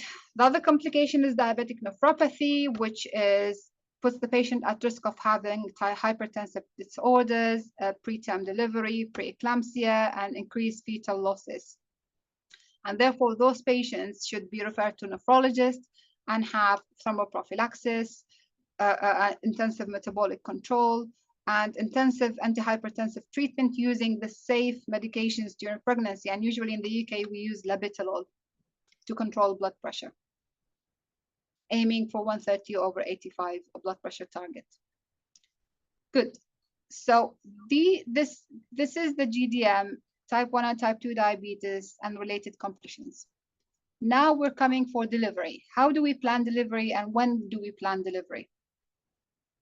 So if the patient has GDM and she is diet controlled, we aim to achieve full pregnancy and deliver at 40 to 40 plus 6 days, 40 weeks plus 6 days of gestation, as long as there are no fetal or maternal complications. If we find that the patient is have gestational diabetes and is on metformin with no maternal or fetal complications, but she is on metformin, then we reduce that delivery date by 1 week, and we should aim for 39 to 39 plus 6 days. Delivery at 39 to 39 plus 6 days.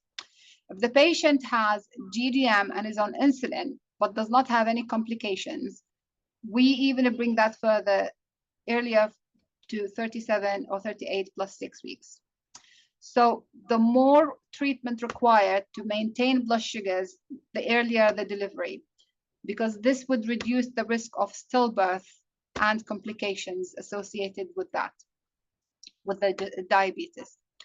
Of course, all women with gestational diabetes with maternal or fetal complication must have an individualized discussion and the plan for timing of birth with consultant obstetrician and consultant diabetologist by 36 weeks.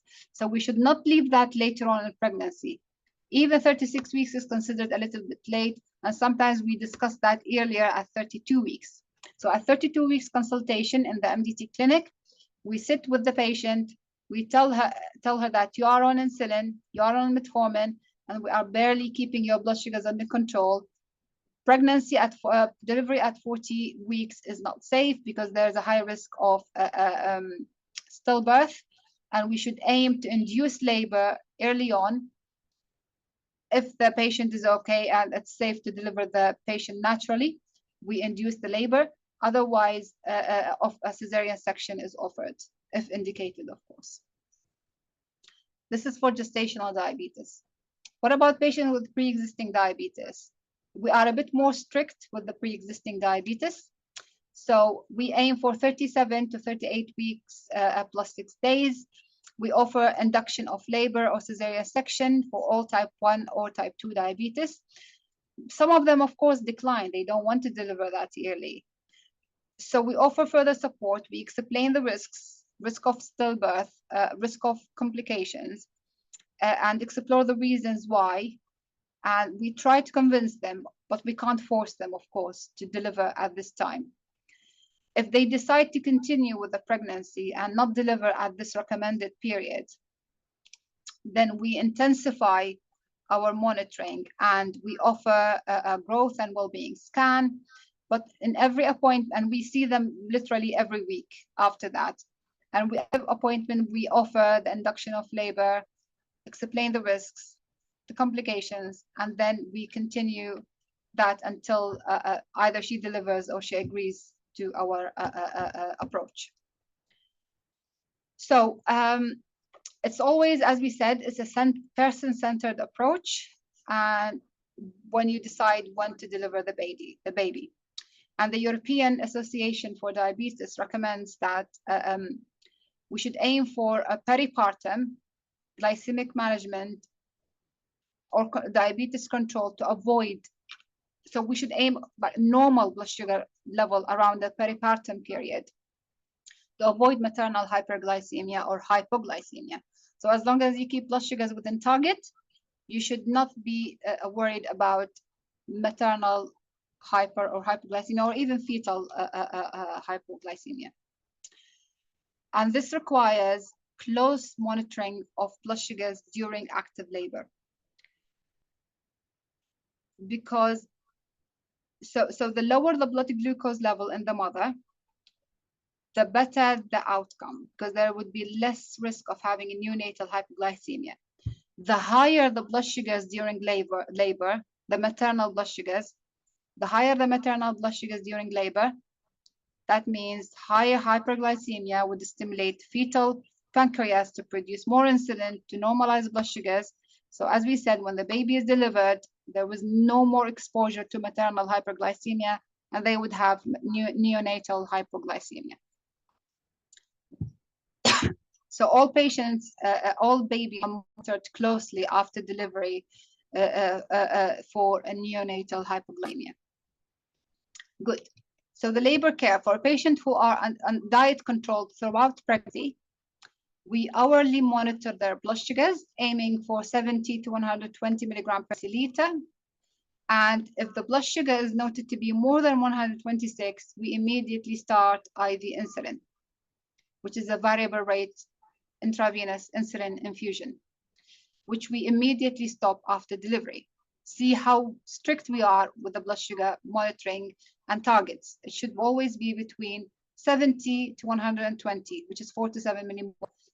126 is an indication to start treatment, insulin. If it is already on metformin, we stop it during labor, and we continue to hourly monitor as we did the previous one, aiming for the same target. And if it's above, we start IV insulin and we stop after delivery. If the patient is already on insulin, we ensure she's taken her basal insulin or the long-acting insulin. We do not stop that. We only stop the pre-meal insulin, the short-acting insulin, and we monitor sugars closely, hourly. On top of that, we do the CTG or fetal the tocogram, and we aim for the same targets of blood sugars, 70 to 120 milligrams per deciliter, and the same, we start IV insulin if sugar is more than 26. And we stop all insulin after delivery, except, of course, if they are type 1, we can't stop that, but we just put them back on their pre-pregnancy insulin doses, or if they are already type 2 patients who were on insulin prior to pregnancy, we also put them back on their pre-pregnancy doses. We need to keep in mind that if the patient has hypoglycemia unawareness, we should be a little bit more flexible with our blood sugar targets. So we are a bit more generous with our sugars, and we aim for 90 to 126 rather than 70 to 120. And if we find 2 or more readings above the target, we start the high insulin infusion to avoid hypoglycemia in those population. So if the patient is starting insulin infusion, what we do in those, we hold, so we start insulin infusion in order to bring the blood sugars back to the target we talked about, which is 70 to 120. That's the aim. So if the blood sugar is above that target, we start insulin infusion, but we don't give the IV glucose with it immediately.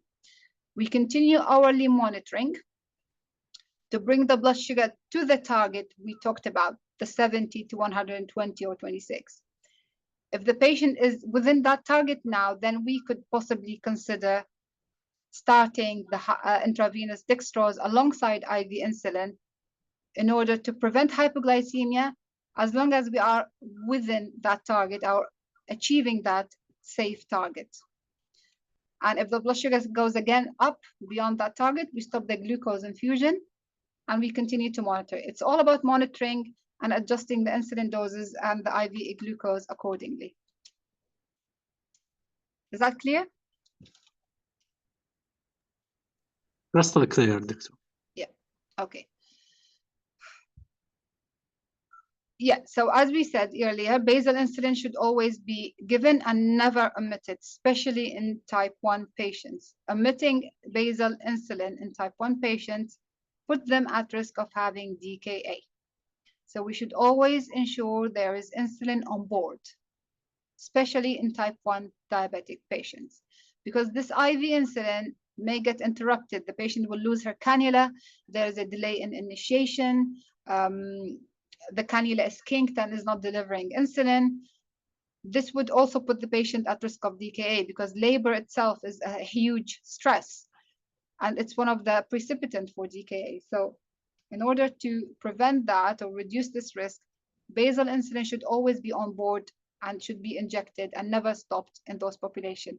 If the patient is at risk of having hypoglycemia, you can reduce the dose, but never omit basal insulin in type 1 patients. Good, we delivered our baby. Do we leave the patient? No, we all keep monitoring those patients, especially the GDM patients. So, and 3 months after delivering the baby, as we said previously, there is a high risk of developing type 2 diabetes in patients with GDM. So we never stop monitoring. So 3 months after delivering, we check the fasting. So if the fasting is above 125, so if you have these numbers, basically below 108, above 125, and you have the 108 to 124, or if you have HbA1c within these numbers, what would you do? What would you consider? So you would consider the patient having type 2 diabetes if she has fasting more than 125 or HbA1c of 6.5. You would consider her to be a low-risk patient of having type 2 diabetes immediately in the postpartum period if her fasting is 108 or HbA1c less than 5.7. If the patient is in the middle, in between, she is not yet type 2, but she is high risk of having type 2. And she will require annual HbA1c and lifestyle measures. Okay? So we now come to the pre-pregnancy care. We need to ensure the best start of life, because all women do not only want healthy babies, but they want healthy children who can thrive and do well in life and beyond. And according to the National Pregnancy and Diabetes Audit, the definition of well-prepared pregnancy is that prior to the last menstrual period, women should ideally have started 5 milligram per day folic acid and stopped all advanced medications that have a first trimester HbA1c below 48 millimole, which is below 6%. Only 1 in 8 women in the UK, of course, are well prepared for pregnancy. And the proportion are similar to in patients with type 1 and type 2 diabetes, according to the 2018 audit data.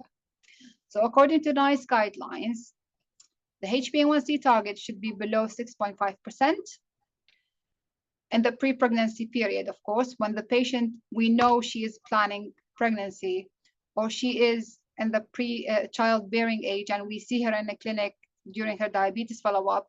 We should always tell her that if you are planning to have children and she's not having contraception, we should always aim for a HbA1c below 6.5%. And if she's above that target, we should advise her to delay pregnancy until we achieve this glycemic control target. And should also, anyone, as we said, above 10% should strongly avoid pregnancy due to higher risk of congenital malformation and complications we talked about earlier. All of them should be started on 5 milligram folic acid until 12 weeks of gestation. So in the pre-pregnancy area, in the perinatal period, when they are planning pregnancy, we know they are planning pregnancy, start them on folic acid. And we should stop all medications that are considered teratogenic and use metformin in adjunction to insulin to maintain a normal glycemic control. And of course, advise on weight reduction, etc. So what can we do? More women with, as we said, more women with type 2 more women with type 2 diabetes are becoming pregnant than women with type 1. And these women are more likely to be coming from areas of social deprivation and have higher rates of stillbirth. So it's our responsibility to prevent that. And this includes awareness for all, education, education, education. And this education includes family physicians, public promotion, family planning, and strong links between diabetes team, especially in the transition care among adults who are children who are transitioning to adult care. We should always ensure that those young ladies who are transitioning into adult life have proper or the best diabetes control as much as possible. And if it's not the case, we should advise regarding contraception. So it's all about education. It's all about involving local teams, communities, family physicians, education in schools, social media, promotions on TV, etc. Whatever means you have locally that you know people will be able to reach and come across. Education should include the following 5 areas: lifestyle, weight control, diet management, and if they are already on insulin, adjusting insulin treatment, or mentioning that insulin would be an option and should not be scared of insulin if it's to be considered, because it's a medication to improve their health and their baby's health, and early confirmation of pregnancy if they are planning to. Patients should be educated about the risk of gestational diabetes in future pregnancies if they have already had one in a preceding pregnancy. And if planning future pregnancy, they should be screened before pregnancy. And if the results are normal, they should have an OGTT in early pregnancy. So if you know that the patient is at high risk of having gestational diabetes, and you screened her and everything was normal, but you still think she is a high risk, then you should have an OGTT early in pregnancy and not wait until 24 to 26 weeks. And if that early pregnancy OGTT is still normal, you need to repeat that again at 24 to 26 weeks. And if that 24 to 26 weeks is still normal, then you need to give her and you think that she's a high risk, you're still convinced that she would develop gestational diabetes, then you need to offer her a glucometer and ask her to check her fasting plasma glucose daily. Okay. So the key recommendation from the National Pregnancy and Diabetes Audit: communication. Communication is the key, and development of service pathways. So all women with diabetes, irrespective of the social and cultural barriers, and should understand the importance of preparing pregnancy. And the newly pregnant women have clear pathways. So there should be clear pathways that everyone knows who to contact. So all women here in the UK are screened. So once the pregnancy is confirmed, all women have a dedicated midwife who will screen them for risk factors. They do the early pregnancy tests related to pregnancy and anything complication-wise, and they offer them contact details for the diabetes team if they notice that they have gestational diabetes. So it's all about service provision, education, and providing community support and healthcare support for those patients. We have a lot of patients who don't even speak English. We always offer interpretation service, and we offer leaflets in their languages to understand what are the risks, how to contact us, and how to get help and support when they need it.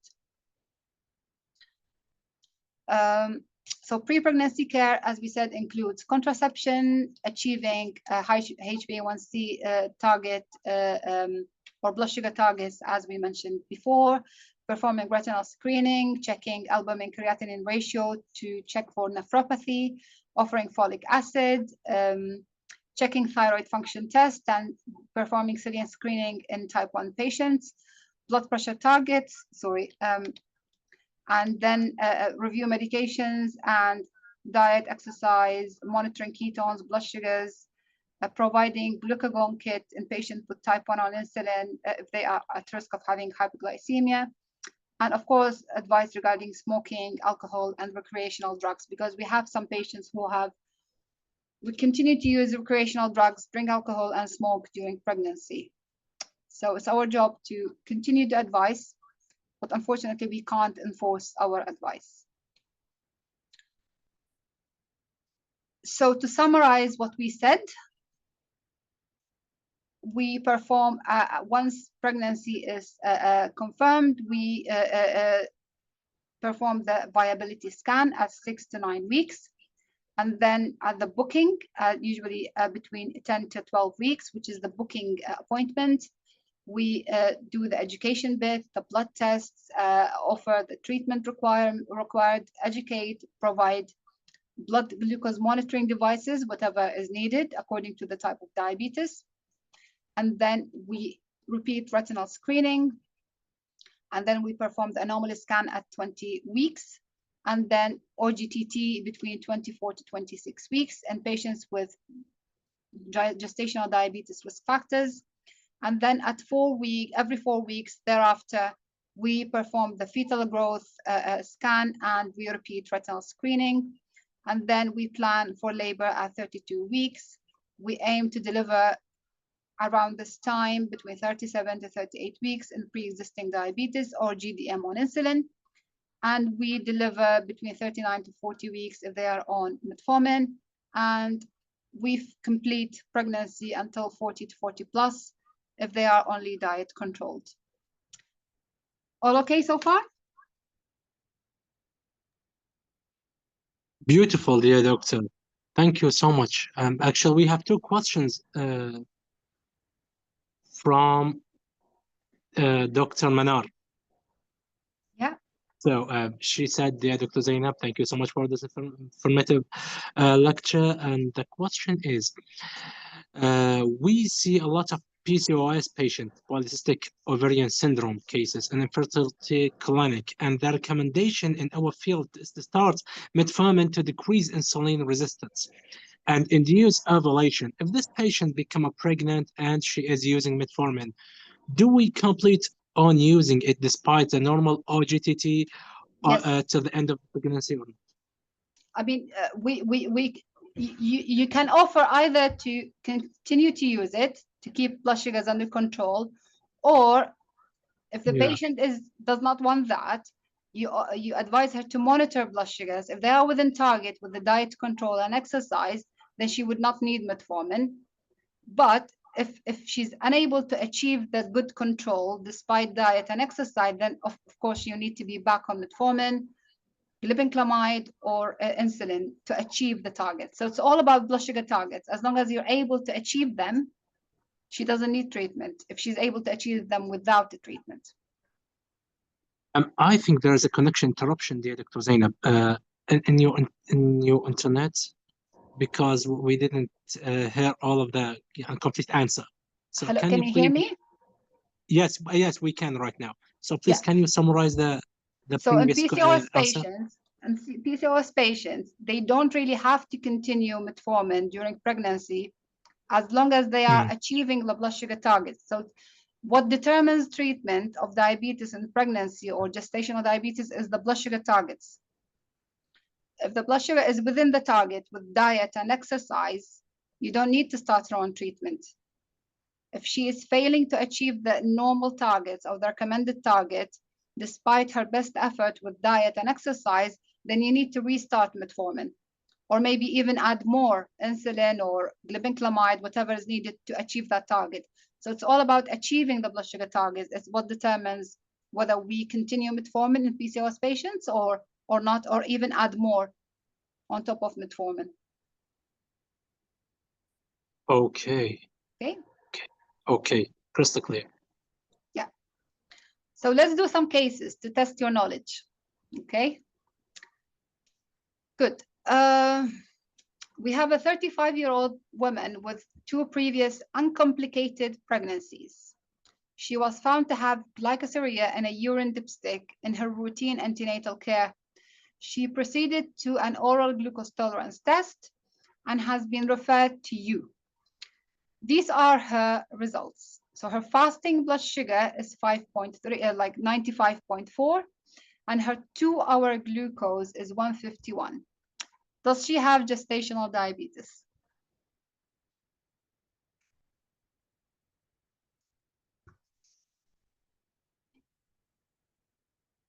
I can't see the comment, so Qasim. No one answer. So What do you think? I think yes, she had. Yes, I think she has. Yeah, And excellent. yes, the question and the answers is coming. All of our great audiences say yes, Dr. Zahra So why do you Hadi. think she has it? Based on what? Which reading was abnormal? So I will invite one of the audience if you want to join and answer the question. Yes. They answered in the chat box. They said that the 2-hour test, the OGTT Yeah. of the 2. So her fasting is borderline normal, the upper limit of normal, but her 2-hour glucose is high. It's above the target. The target is basically she's above the recommended target, but it's not too high, but it's still above the target. Good. Case number 2, a 36-year-old woman with no previous pregnancies. Okay, so this is her first pregnancy. She presented to you for her booking visit and had screening bloods. Her fasting is 140 and her HbA1c is 7.3. Does she have gestational diabetes?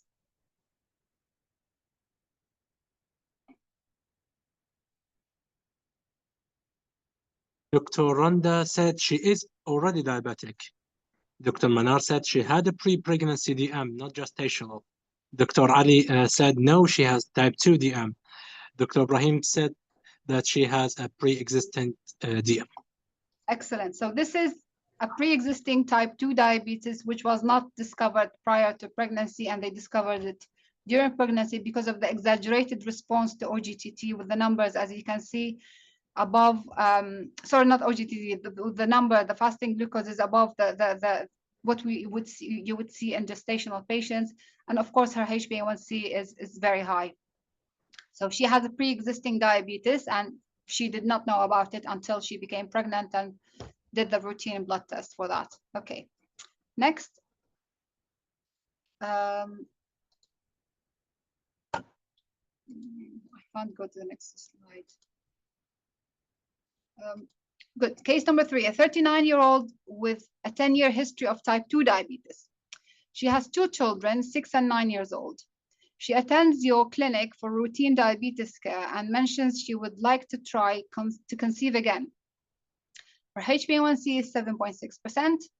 She has a history of background retinopathy, screened 12 months ago. She has no history of neuropathy, and she has normal albumin creatinine ratio, which was checked 6 months ago. She is currently on dulaglutide, which is a GLP-1 analog, weekly injection. She's on empagliflozin, and she is on insulin levemir, 24 units once daily, and Novorapid 10 units with meals. She is also on ramipril for hypertension. Blood pressure is 165/95. She is not using any contraception. How would you approach this patient?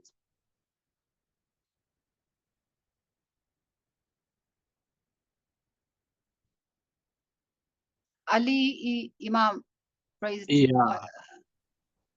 Yeah. Ali? Good evening. Good Firstly, evening. thank you for your really great lecture. As a start, we need to put her on contraceptive pills. After that, we will control her HbA1c to the normal limit. After doing this, we shall take like a consult for ophthalmologist for her retinopathy. And after that, we may stop the contraceptive after controlling her blood sugar, with stopping all the glycemic drugs, and put her on only insulin and metformin. What if she refuses to have contraception? Oh, it will be a And you problem. see that a lot. We see that a lot. They don't want to. I don't know.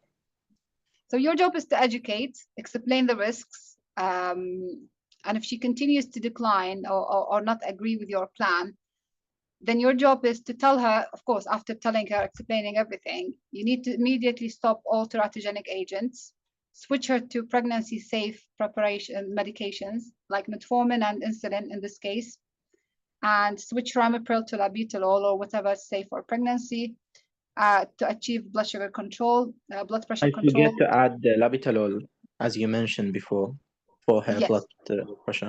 And start her on folic acid, of course.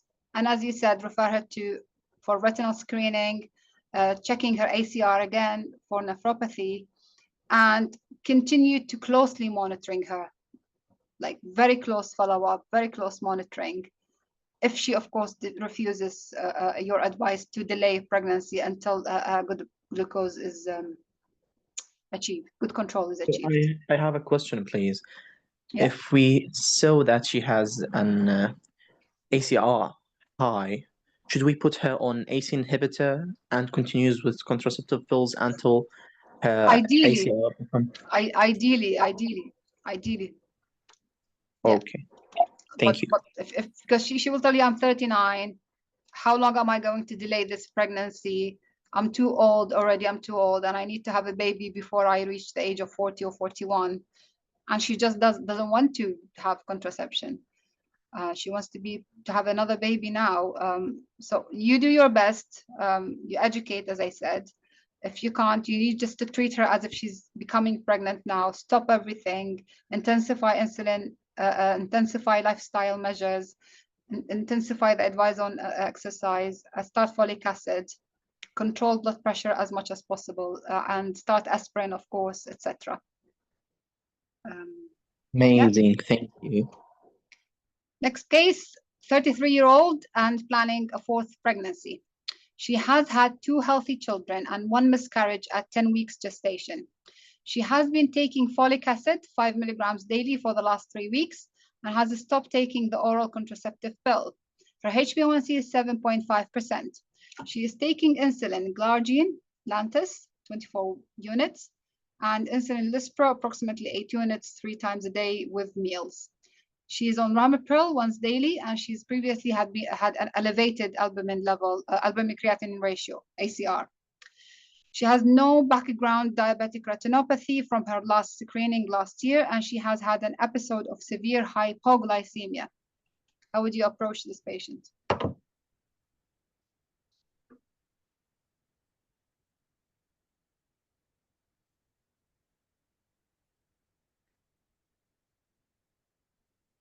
It's the same approach. We should advise her that's not safe to become pregnant now, and to delay it as much as possible, especially that she's a bit young and there is a room to play, there is a room to delay pregnancy to achieve good glycemic control in order to have a healthy baby and uncomplicated pregnancy. So try to educate and emphasize the importance of this as much as possible.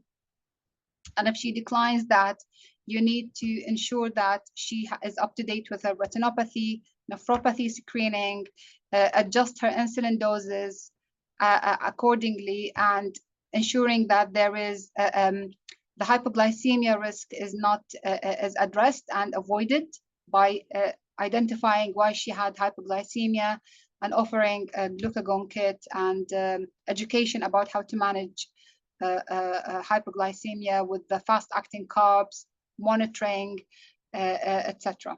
Okay, so in those patients, ideally, we should always delay pregnancy as much as possible, if possible. Case number 5, this is a real patient I saw in February. This is her oral OGTT, oral glucose tolerance test. As you can see, her fasting is 108, and her 2-hour glucose is 207. And her HbA1c is 6.8, and she was referred to us as a case of gestational diabetes. What do you think? Is there gestational diabetes?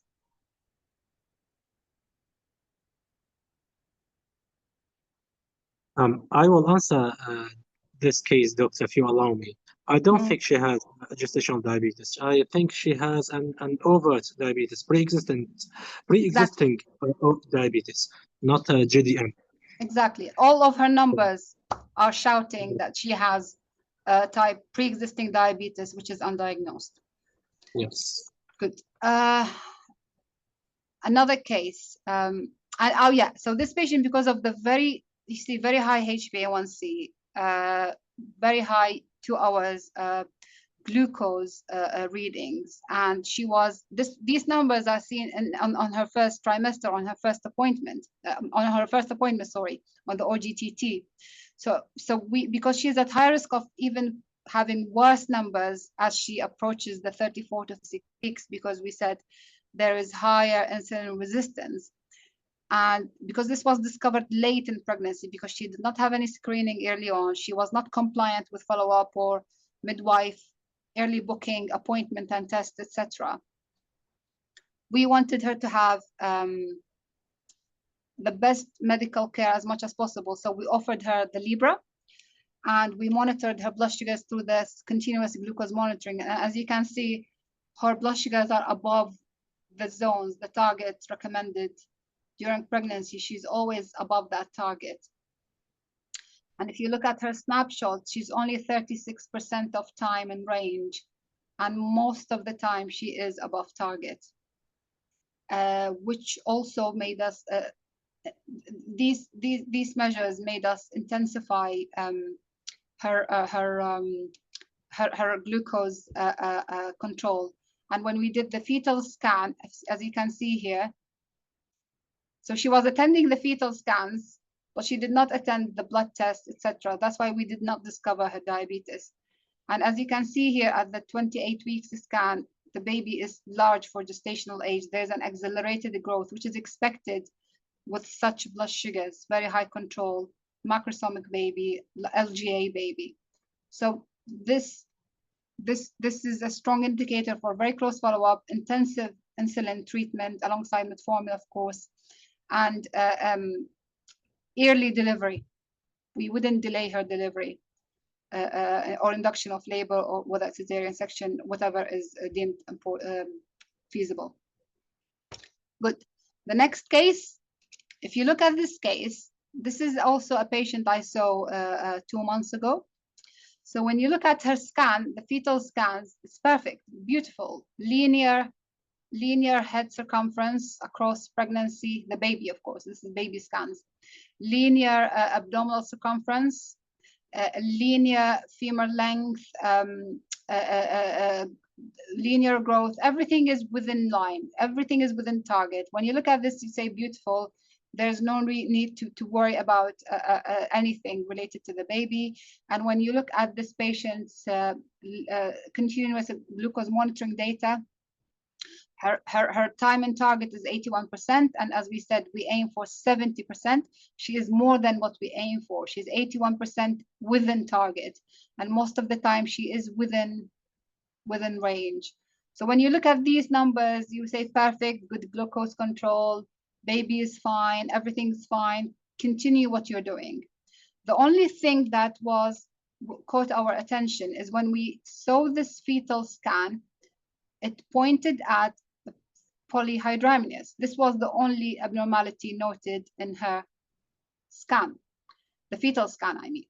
So despite that excellent glycemic control, when you see this polyhydramnios, you need to even intensify this excellent control further, because you need to prevent the progression of this polyhydramnios.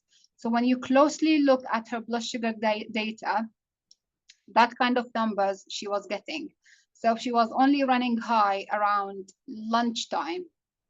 The rest of the time she was okay. She was running high around lunchtime. And when we saw that, we just adjusted her pre-lunch and pre-evening meal insulin and continued to closely monitor her baby growth. Okay. Last thing, cystic fibrosis diabetes. I'm not sure how prevalent is cystic fibrosis in Iraq, but it's quite prevalent among Caucasian population. And we see a lot of patients with cystic fibrosis related diabetes. This comes with its own challenges during pregnancy. The reason behind that, as you know, with cystic fibrosis, there is increased energy needs due to malabsorption and pancreatic insufficiency. So the patients usually require high calorie, high fat diet to maintain weight and lung function. And the glucose level as a consequence will fluctuate due to inconsistent absorption of carbs and higher risk of infections and inflammation and the use of steroids in those patients. All of these will disrupt the blood sugar control. And cystic fibrosis-related diabetes often show a combination of insulin deficiency because of pancreatic insufficiency and insulin resistance, which makes glycemic control unpredictable. And the insulin resistance in this population is due to the recurrent infection, inflammation, and the use of steroids, which all lead to insulin resistance. So as a consequence, those patients at risk of having both hypoglycemia due to malabsorption or skipped meals and hyperglycemia due to infections or steroids. So it's quite challenging to manage those patients. And we had a patient with cystic fibrosis-related diabetes who was pregnant, and it was very difficult to manage her during pregnancy. And she was literally crying in every appointment due to the stress she was under, because she was struggling to keep her blood sugars under control. She was extremely overwhelmed from her diabetes and concerned about her baby's safety. So the way we approach such patients, if they are not known to have cystic fibrosis-related diabetes, but we know they have cystic fibrosis, we offer OGTT early in pregnancy. And if it was normal, we repeat at 24 to 28 weeks. And they require special input from the cystic fibrosis nurse, physiotherapist, and cystic fibrosis diabetes nurse and dietitian. We closely monitor them and in MDT clinics with the respiratory team, antenatal diabetes team, as well as obstetric team.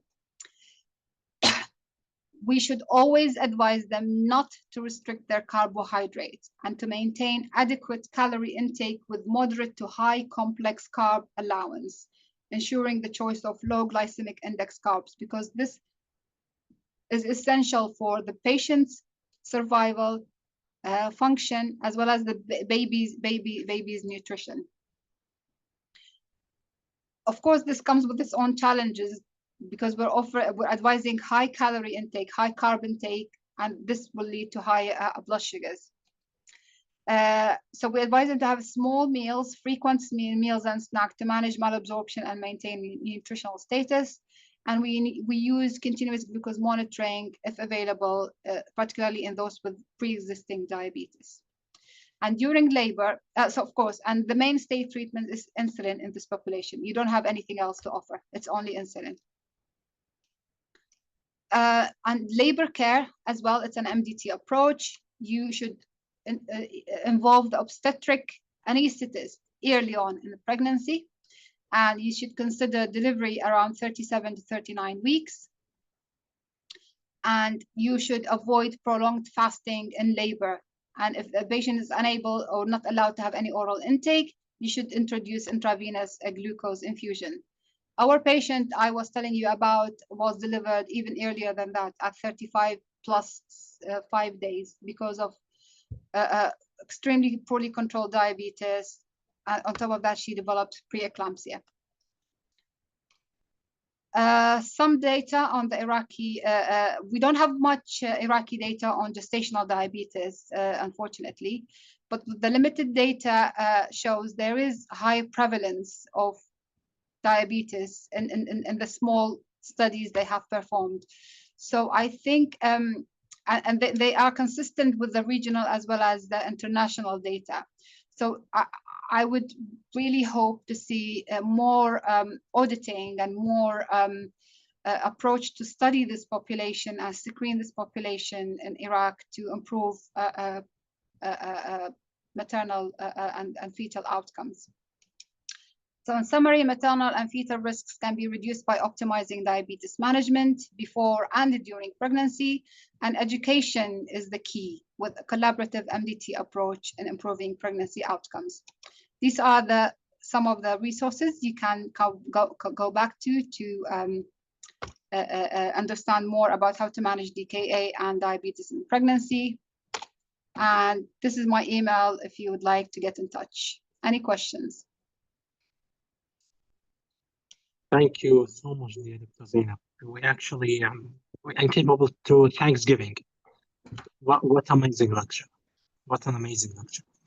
Uh, actually, think I'm totally understanding this topic till right now during this in the period of our in the college and even postgraduate. This topic is actually cause a challenge for me, and now I think I fill all the gaps. Thanks to you. Thank you so much. You're welcome. Thank you so much. So if you have any question there, feel free to unmute yourself or even type it in the chat box, and I will make sure to read all of your questions.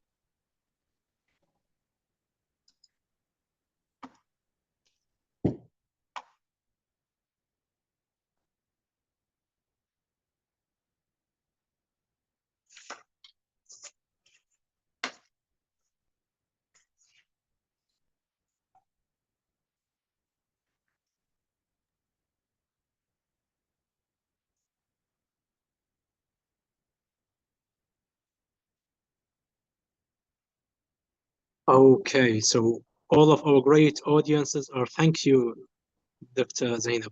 I think we cover all of the main things and even all of them, many things. We covered all of them. What? You're most welcome. I mean, you have my email. Any questions, anything, I'm more than happy to get in touch with, and wish you all the best. Thank you so much. So as we come to the close, for this enlightening session, I would like to express my deepest gratitude to Dr. Zainab Akram for clarity, depth, and clinical relevance she brought to this important topic. And we have been reminded that with a proper care and even high-risk pregnancies can have healthy outcomes. So it's our responsibility to ensure that the knowledge translates into practice. To our great audiences, thank you so much for your attention, beautiful questions, and your presence and engagement. So finally, I say stay connected with us through the RCP London Network platforms for the upcoming events, inshallah, which will be, of course, an amazing as this one. So on behalf of the scientific committee, I wish you all a restful evening and continued success in your professional journey. So until we meet again, stay safe, stay curious, and stay compassionate. Thank you so much, all, and good night, and have a good rest of your day. Thank you so much, dear. Thank you, and have a good night.